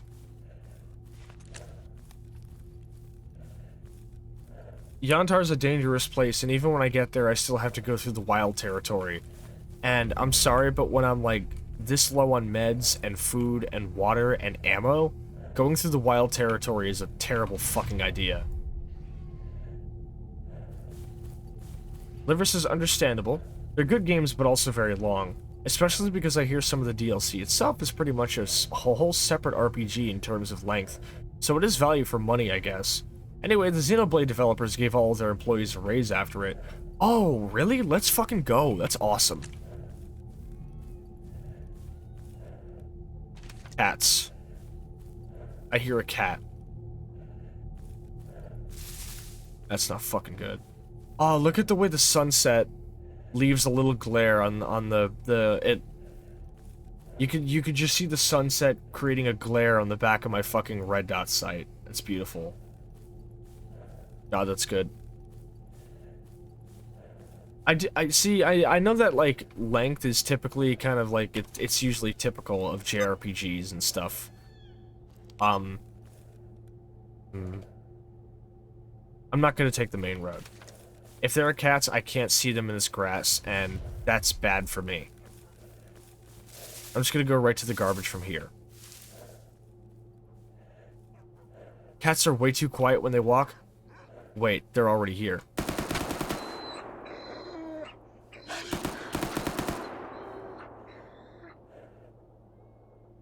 Hold up. Oh. Oh, I crossed the level load zone by accident. Well, we're in the garbage now. Yeah, no, yeah, I decided to go this way to the garbage instead of going the other way. Trying to go the long way would have resulted in me crossing that grass with nowhere near enough stamina to avoid cats if they come at me, and nowhere near enough medical supplies to survive an attack if I didn't kill them quick enough. This was the better route to go. However, I do need bandages.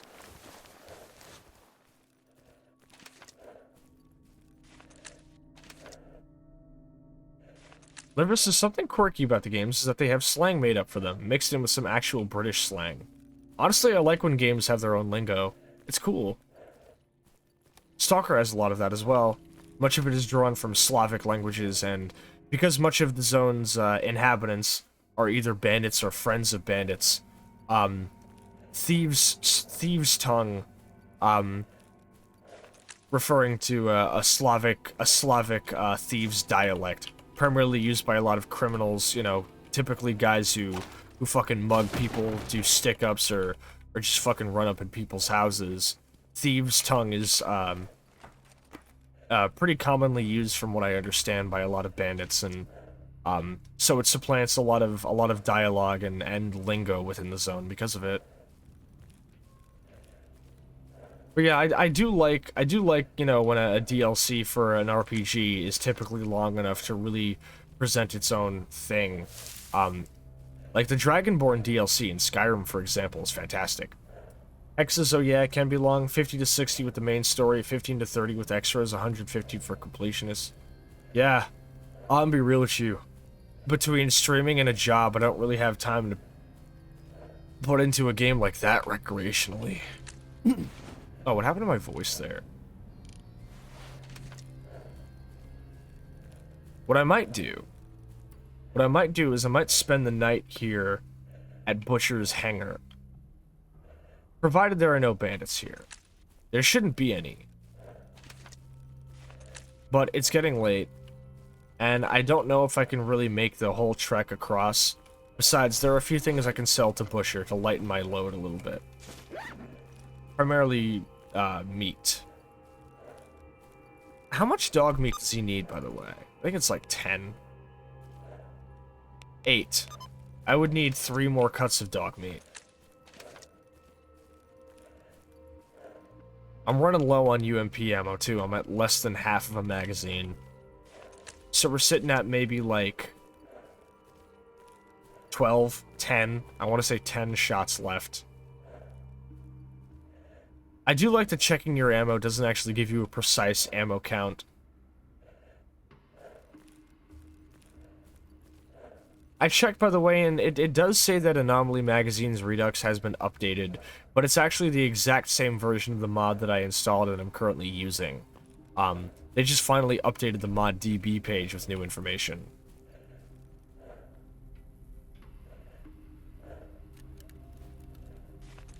Vex says, I do gotta say it's a good game, beat it back when it was on the 3DS.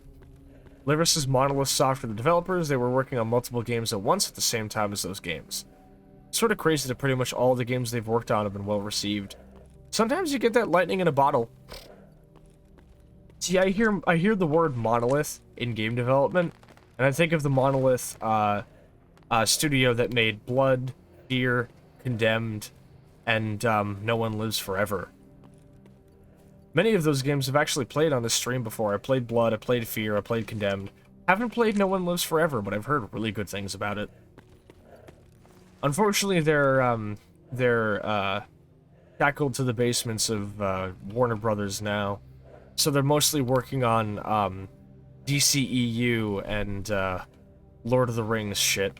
But we'll never forget the really cool games that Monolith Productions or Monolith Games made.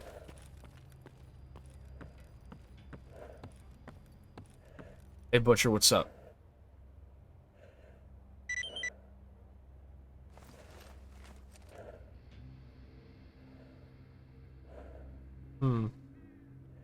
Nothing new for me. Unfortunate. You won't buy this artifact either. He sells medical supplies for insanely cheap. Probably in my best interest to make use of this, then. Thanks, old friend. Appreciate it. See you around. Nintendo brought them a while back, or bought them a while back, so they would have had some funding from them, but the games are made in-house. So they're a first-party development studio, then.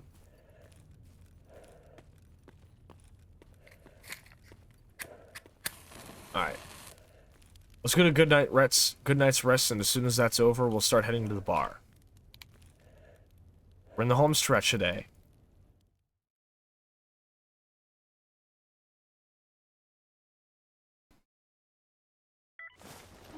Waking up thirsty as a motherfucker, and I'm out of water. That might have actually been a bad idea.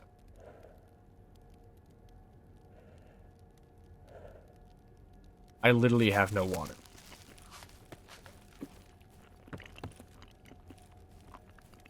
That completely hamstrings my movement speed. If Butcher doesn't have any water to sell me, I literally might die of thirst before I get to the flea market to buy more.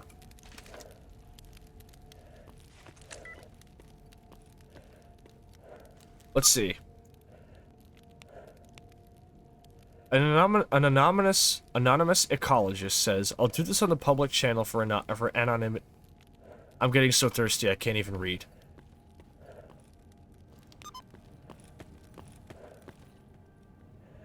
Liver says typos, but my sentence should still be readable. Monolith Soft were the ones that gave their employees the raise. I think this just applies to those employees. I see. I figured Nintendo wouldn't do it.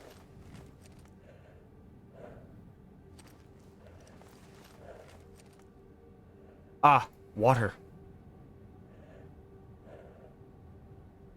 I'm pissing away my savings, but it's okay.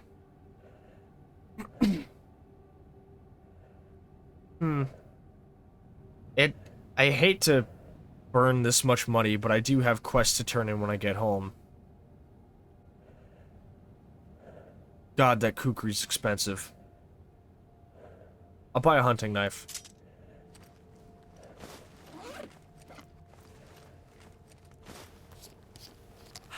Nintendo have in the past, but yeah, I think this one was just monolith soft.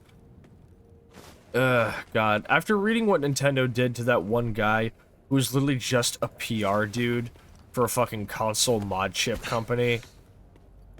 Fuck that, man. Like, absolutely inexcusable shit.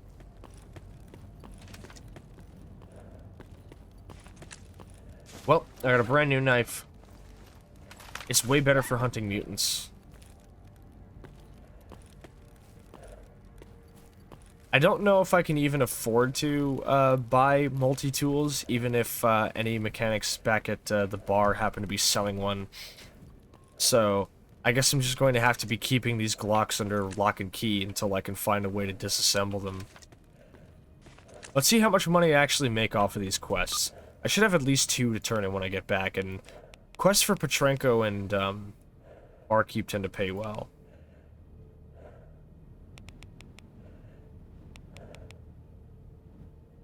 Okay. 2 quests, both for Petrenko. Petrenko pays well, and as much as I hate to say it, getting on duty's good side could be beneficial for me. As long as I'm living out of the bar,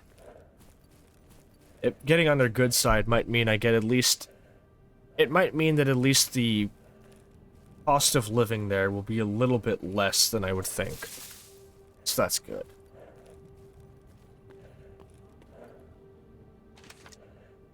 And of course lurkers are out and about when I have like 10 rounds in my mag, dude. Fuck's sake.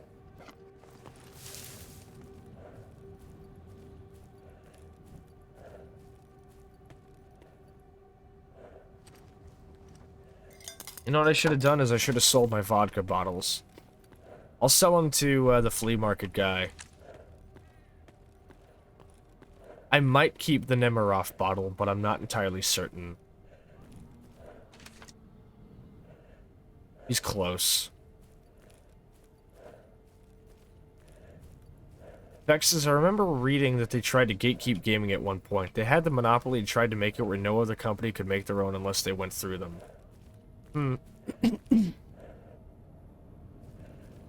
I imagine that would have been back when the games industry was much, much younger.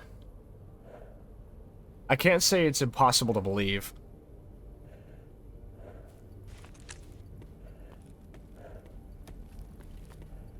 It's another part of why I appreciate Slavjank titles like Stalker. Everybody's like a AA developer, and nobody's really, you know, like that big. Huh. A bandit and virus suit. That's some pricey shit, my man. Can't loot him, though. Fedya alligator lays claim to his body.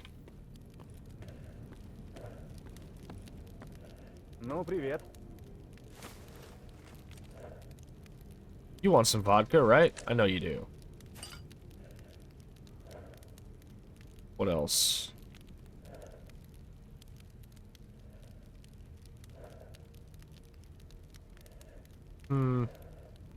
Not much else I can buy or sell, really.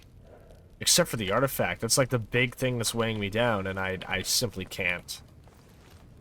You won't buy the knife, either. Liver says the concept dates back to the 1950s. Sure does. We actually have a copy of the original Pong in my house as well. Well, despite everything, I made it here. Vexes, I forgot the reasoning, but they did attempt it. I'm happy the indie and AA scene are flourishing as much as they are these days. I remember seeing some guy on 4chan recently say some shit to the tune of like, oh, how come we're in the indie we're supposedly in the indie game renaissance, but all we're getting is like pixel platformers. Or we're not getting anything like Deus Ex. And I'm like, motherfucker, Cruelty Squad is like right here. What are you doing? By the way, for people in chat, if you haven't played Cruelty Squad, play Cruelty Squad. You'll thank me later. Legitimately one of the greatest games of the decade already, and it only came out in 2021. Endlessly unique, endlessly interesting, has a lot of really cool shit to it. Especially the fact that it draws on the philosophy, the socioeconomic and philosophical economic philosophies of George Bataille. Pong was nowhere near the first. That's true.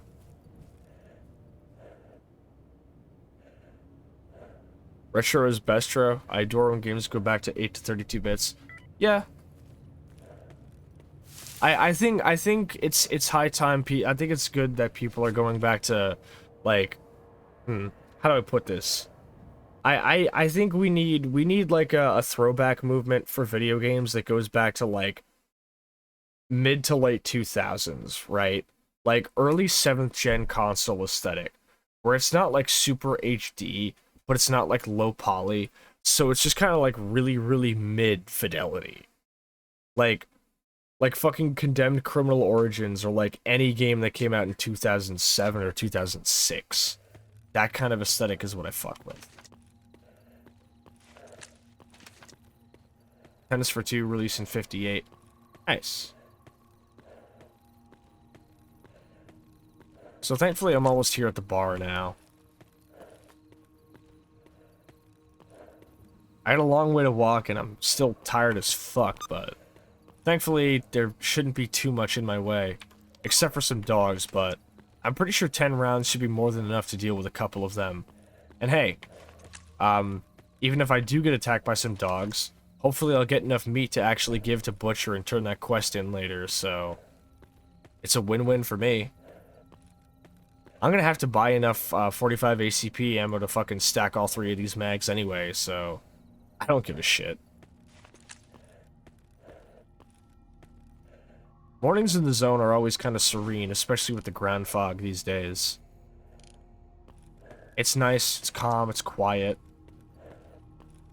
Almost feels like you just fucking sit down and read a book in any of these little grassy hills. Or at least you could if there weren't dogs, cats, giant boars, fucking psychic mutants that pick up barrels and throw them at you. What makes the zone's serenity so unique is the fact that it's something you almost never get the time to really be able to sit there and enjoy. There are all these moments of beauty within the zone's terror, but the beauty exemplifies the horror. Because it's like, how can something so pretty be so fucked up? But the fact that it's like, hey, this place is beautiful, but you sure can't really enjoy it. You just gotta keep moving. I knew it. That's a pseudo-dog aggro noise, though. That's one down. I hear a lot of dogs going down right by the entrance to the bar, so let's hope I get some more meat out of it. We got 1 cut. I'm at 6 now. It's sort of crazy that video games as a medium are almost 50 years older than me. It is crazy to think about.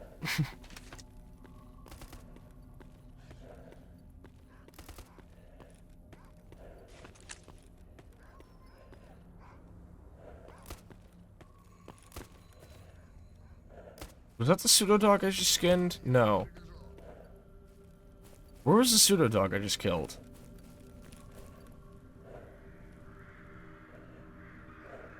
Are you kidding me, dude? Now, of all times? I don't even have time to skin these dogs. I actually have to just make a fucking run for it. You know what I might do? You know what I might do? You know what I actually might do? Because I don't know if I have the energy to make it to the bar. Doesn't matter now. Nope. That's the worst sound. Yep. Hey, I'm finally gonna use the quick release system. I'm actually gonna finally use the quick release system. I'll be right back. Actually, you know what? No, hold up. I don't need to. Because there's shelter I can use right here. There's shelter I can use literally right here. I actually don't have to make it to the bar. It's useful sometimes. I'm gonna be honest, I've actually never used it in all the times I've played Stalker. And the fact that you still have to do an item animation when you use it kind of defeats the purpose of it, huh? Yeah, this little spot down here. All these dude ears are gonna follow me here. The bunker, yeah. I sometimes forget, because I usually just make right for the bar anyway. This will do. I really hope those dog carcasses don't get exploded by the fucking emission, because I need that meat. I just need 2 more cuts of it, and I can actually finally turn in that quest to Butcher. What's my armor looking like? 90, 95. Might as well tune these up a little bit.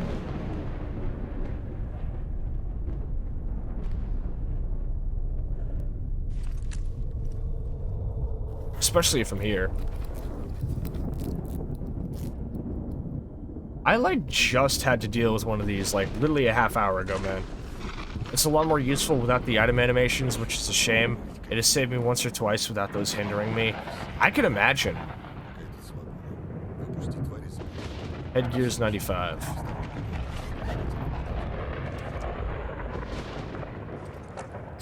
Alright, all my armor is once again in good standing.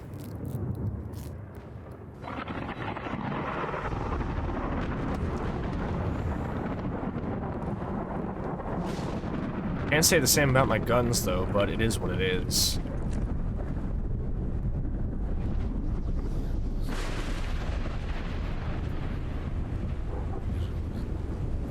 This is a good place to get a look at the whole phenomenon happening.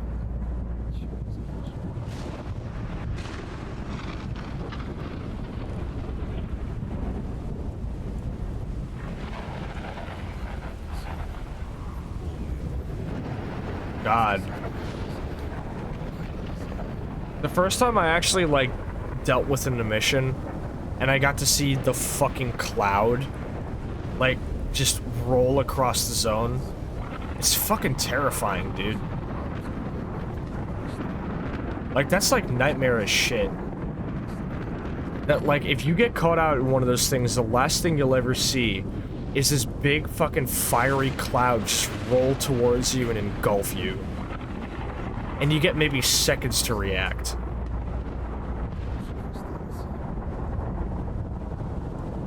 Here it comes again.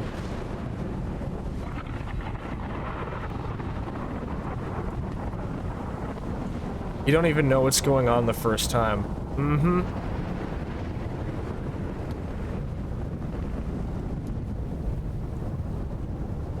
I remember the first time I got hit by one of those.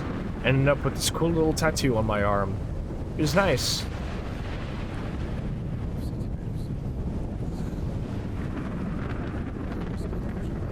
I think it's almost over, thankfully.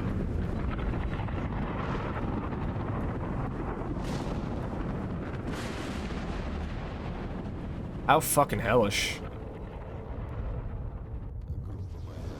Well, how's everybody else doing in here? All of you guys are too cool to talk to me, huh? Okay. Well, back to the bar then. I got work to do. And of course, the best part is how the sky looks after.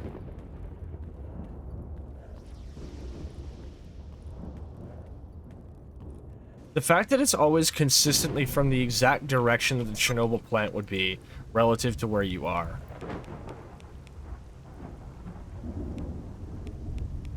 Right from the main cooling tower. Jesus Christ! We lost 19 people. 19 people just died in the blink of an eye. And all Kostya Ishuk has to say is, they got fried. Oh, what did that one ecologist have to say? I'll do this on a public channel for anonymity's sake, but I can no longer stay silent. This whole expedition is a madhouse run by egotistical monsters. The practices and conditions of this place are utter insanity, and I'll be doing all I can to expose it to the press when my tour is over, if I survive that long. I can guarantee you he did not survive that long. Starly says the sky is very pretty afterwards, can't help but look at it. Absolutely. It's good to be back in the bar, though. Can't turn in my quest with Petrenko just yet. I have to dump all my shit back at the 100 rads. And once again, the other best part of the blowout is the torrential rain we get for just 5 minutes afterwards. Like the zone purging itself of everything. Vex says that was the last time he was heard from ever again. Yeah. I'm sure Dr. Sakharov would totally never send hit squads after a guy for threatening to expose his operation. I mean, I hardly think Sakharov is running some type of Heisenberg shit out here in the zone, but... even people who are mismanaging things by accident still don't like being exposed. Happens all the time. Happens in all industries and all corners of the world.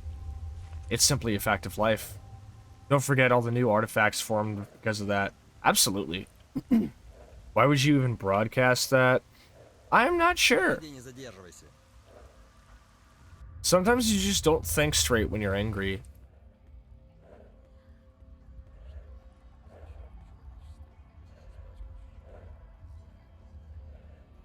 What's interesting about this shadow being formed by this light is that the shadows that I think are supposed to be the result of the cage that's around it, these lines here are supposed to be caused by like this cage that's around it, but the lines still go right up to the middle of the bulb where the cage isn't actually around it, which implies that the light source for this light is actually like right here in front of it. Just an interesting little thing I've noticed. Alright. Time to put these Glocks away.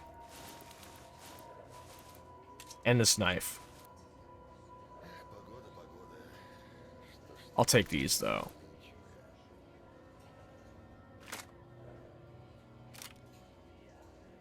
The shadow should be cast on the walls around it, not around the bulb.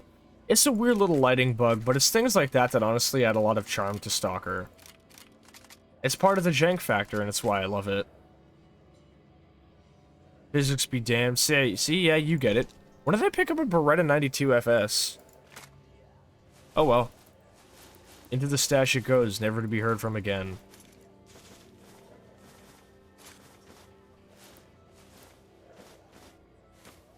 Russian porn mags.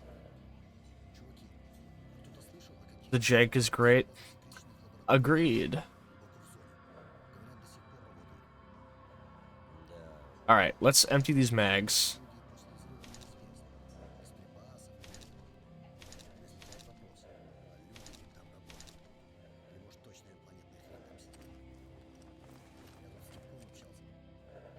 Alright, that's all good.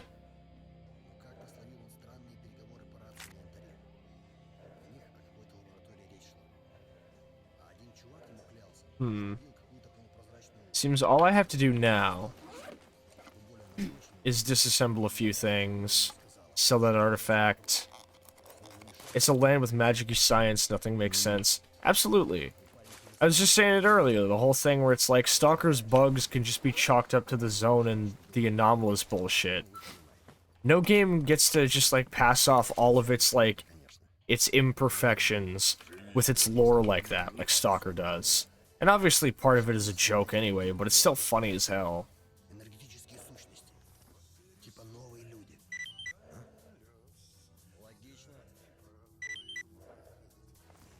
Pick up some new quests from Barkeep.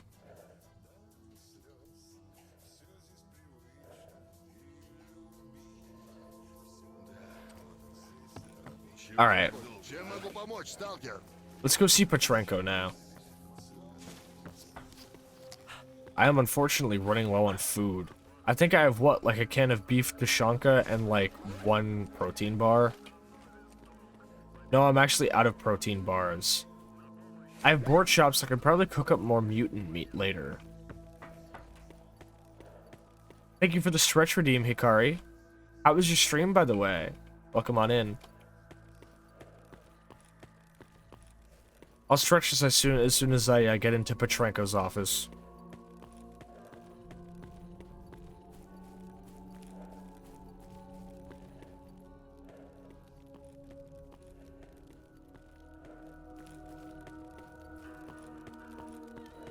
Well, that's playing the Clear Sky Swamps theme now. One time I had, I got pulled over while the, Stalker Clear Sky Nighttime theme was playing. It was one of the most unnerving experiences of my life. Just hearing this super foreboding music as a cop fucking does a U-turn and starts, like, closely following me. It's fucking weird. Oh yeah, no, I'm rolling in money. He unfortunately does not have a better backpack for me. How much do you charge for ammo? 616. So he charges 616 for a small box of 9x18. How much does Barkeep charge for 9x18? Stream is good. Beat like 6 of the Model 2 arcade games. Yeah, I saw you check out, obviously just because of the kind of person I am, it was mostly the racing games that was interesting to me. Why did Automod hold that message? Learned that House of the Dead still fucks to this day. Oh, which one were you playing? I've only ever really played House of the Dead 2. The one where the fucking funny little old dude says, "Suffer like G did."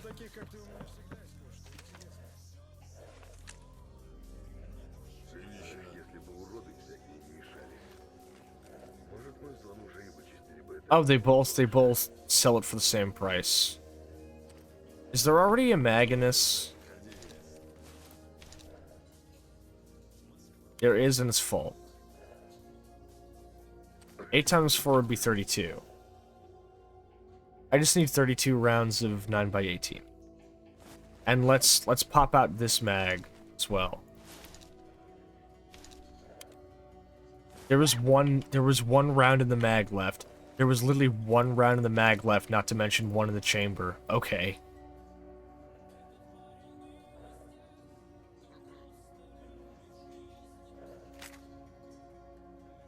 So I need 75 45 ACP rounds.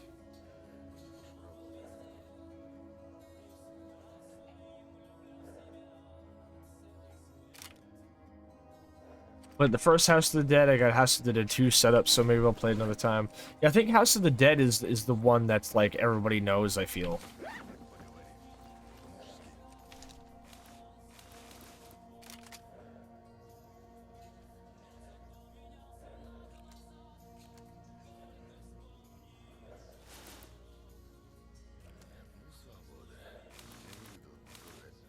Alright, now for all my pistol mags.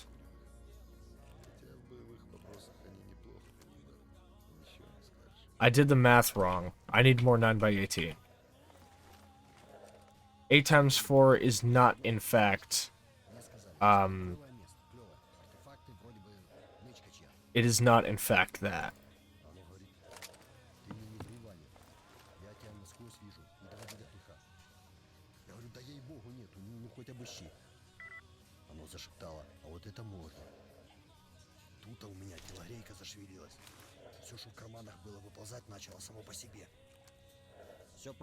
Alright, now they're all full.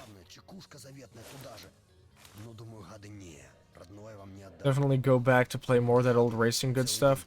How have you been? It's been an eventful night. We got a lot done today. We went all the way down to the swamps and back. Got the story mode kicked off.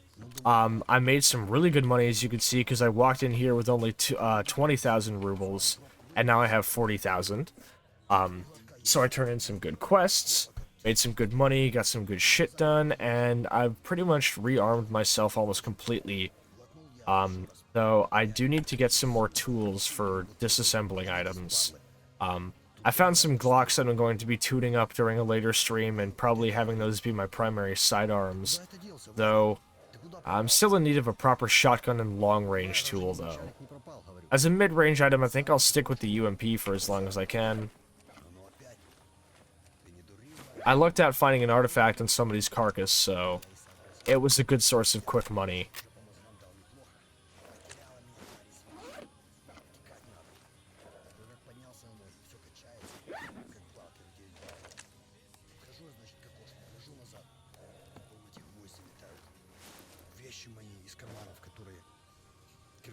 Food I'll figure out later, though. I will cook up these boar chops, and I'll probably take this chewing tobacco with me. Let's go see what I can buy off of Mangun. Definitely a switchblade and some, not a switchblade, a Swiss Army knife, and maybe some hair grooming tools. Maybe a multi-tool if he sells one, but I doubt it.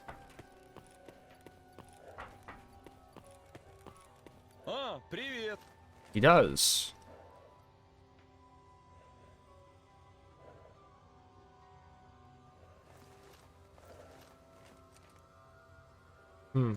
Outside my pay grade, unfortunately.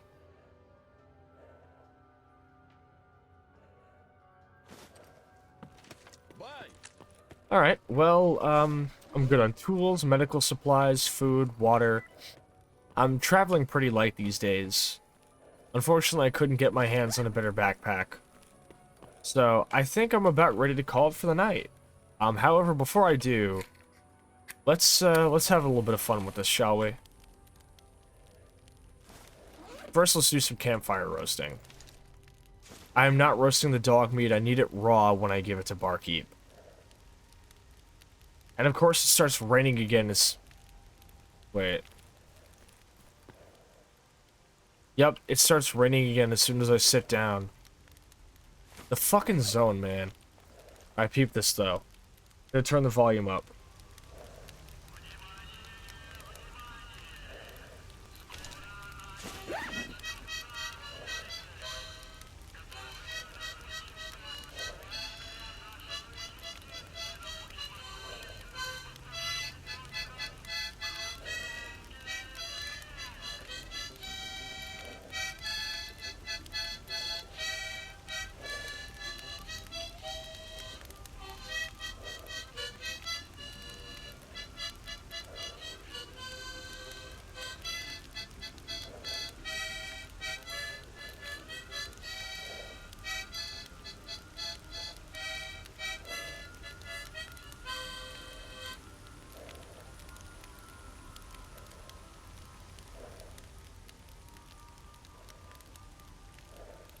That was nice. This is the zone experience. It sure the fuck is.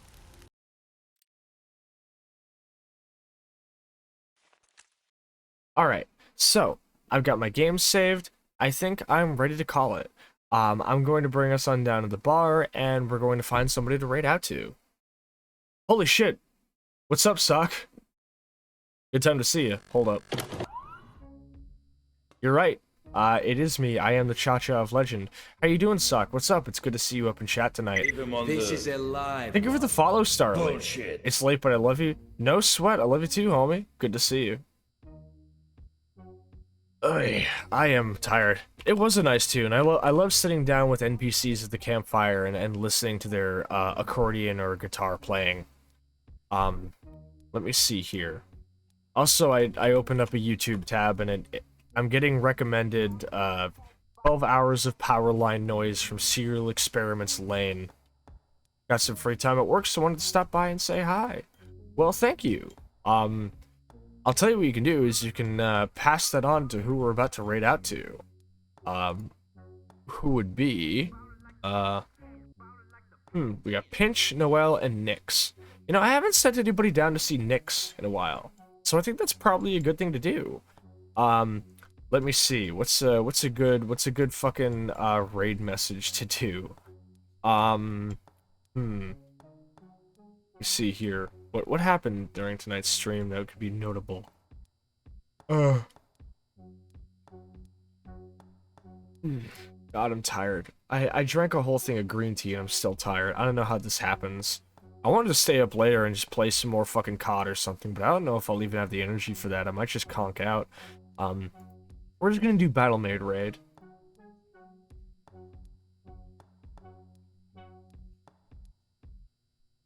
Alright. So here's our raid message. Naturally, you can use whatever emotes you please for it if you don't have access to the follower emotes from this channel. Let me see. I'm going to set us up real quick. With that done, I'm going to bring us on down to the end screen, and we will raid out. So just a moment.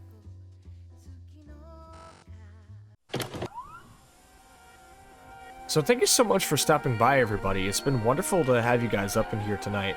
We had some really good fucking times.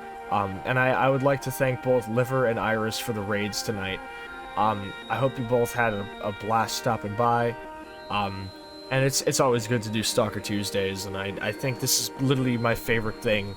And I think no matter what, I'm always going to make sure I can do this as a streamer, because this is like my favorite part of streaming, is getting to do this and show this game to everybody. So let me see here. I'm going to set up the raid for Nick's Nightfall, who's a very good friend of me and our community. Nyx is playing some Dark Souls 3. We are going to raid in. Their pronouns are they, them, so please respect the pronouns. Don't be weird, don't be a dick. Be a good ambassador for our community. Maeve came in the end, but I'm glad I caught it. Love Stalker. I'm glad you came in too. So, I'll see you all on Nyx's channel. Most importantly, if you want to see more Stalker, come back next Tuesday, because I do this every Tuesday. This Thursday, I'm going to be having my good friend Pinch on. We're going to be listening to a Parkway Drive album that turns 5 years old this Thursday. And on Sunday, I'm probably going to be returning to more Signalis. All of these will be at 8 p.m. EST. If you wish to see more of just any updates or anything else I've got going on, come on down to my Twitter. You'll see my About section, along with a credits page for just about every resource I use on my streams. With that being said, thank you all once again for stopping by. I hope you all have a wonderful night. Be safe. I love you guys. Pripyat City Hate... fuck. I fucked up my own tagline. Pripyat City Hate Crew for life. Love y'all.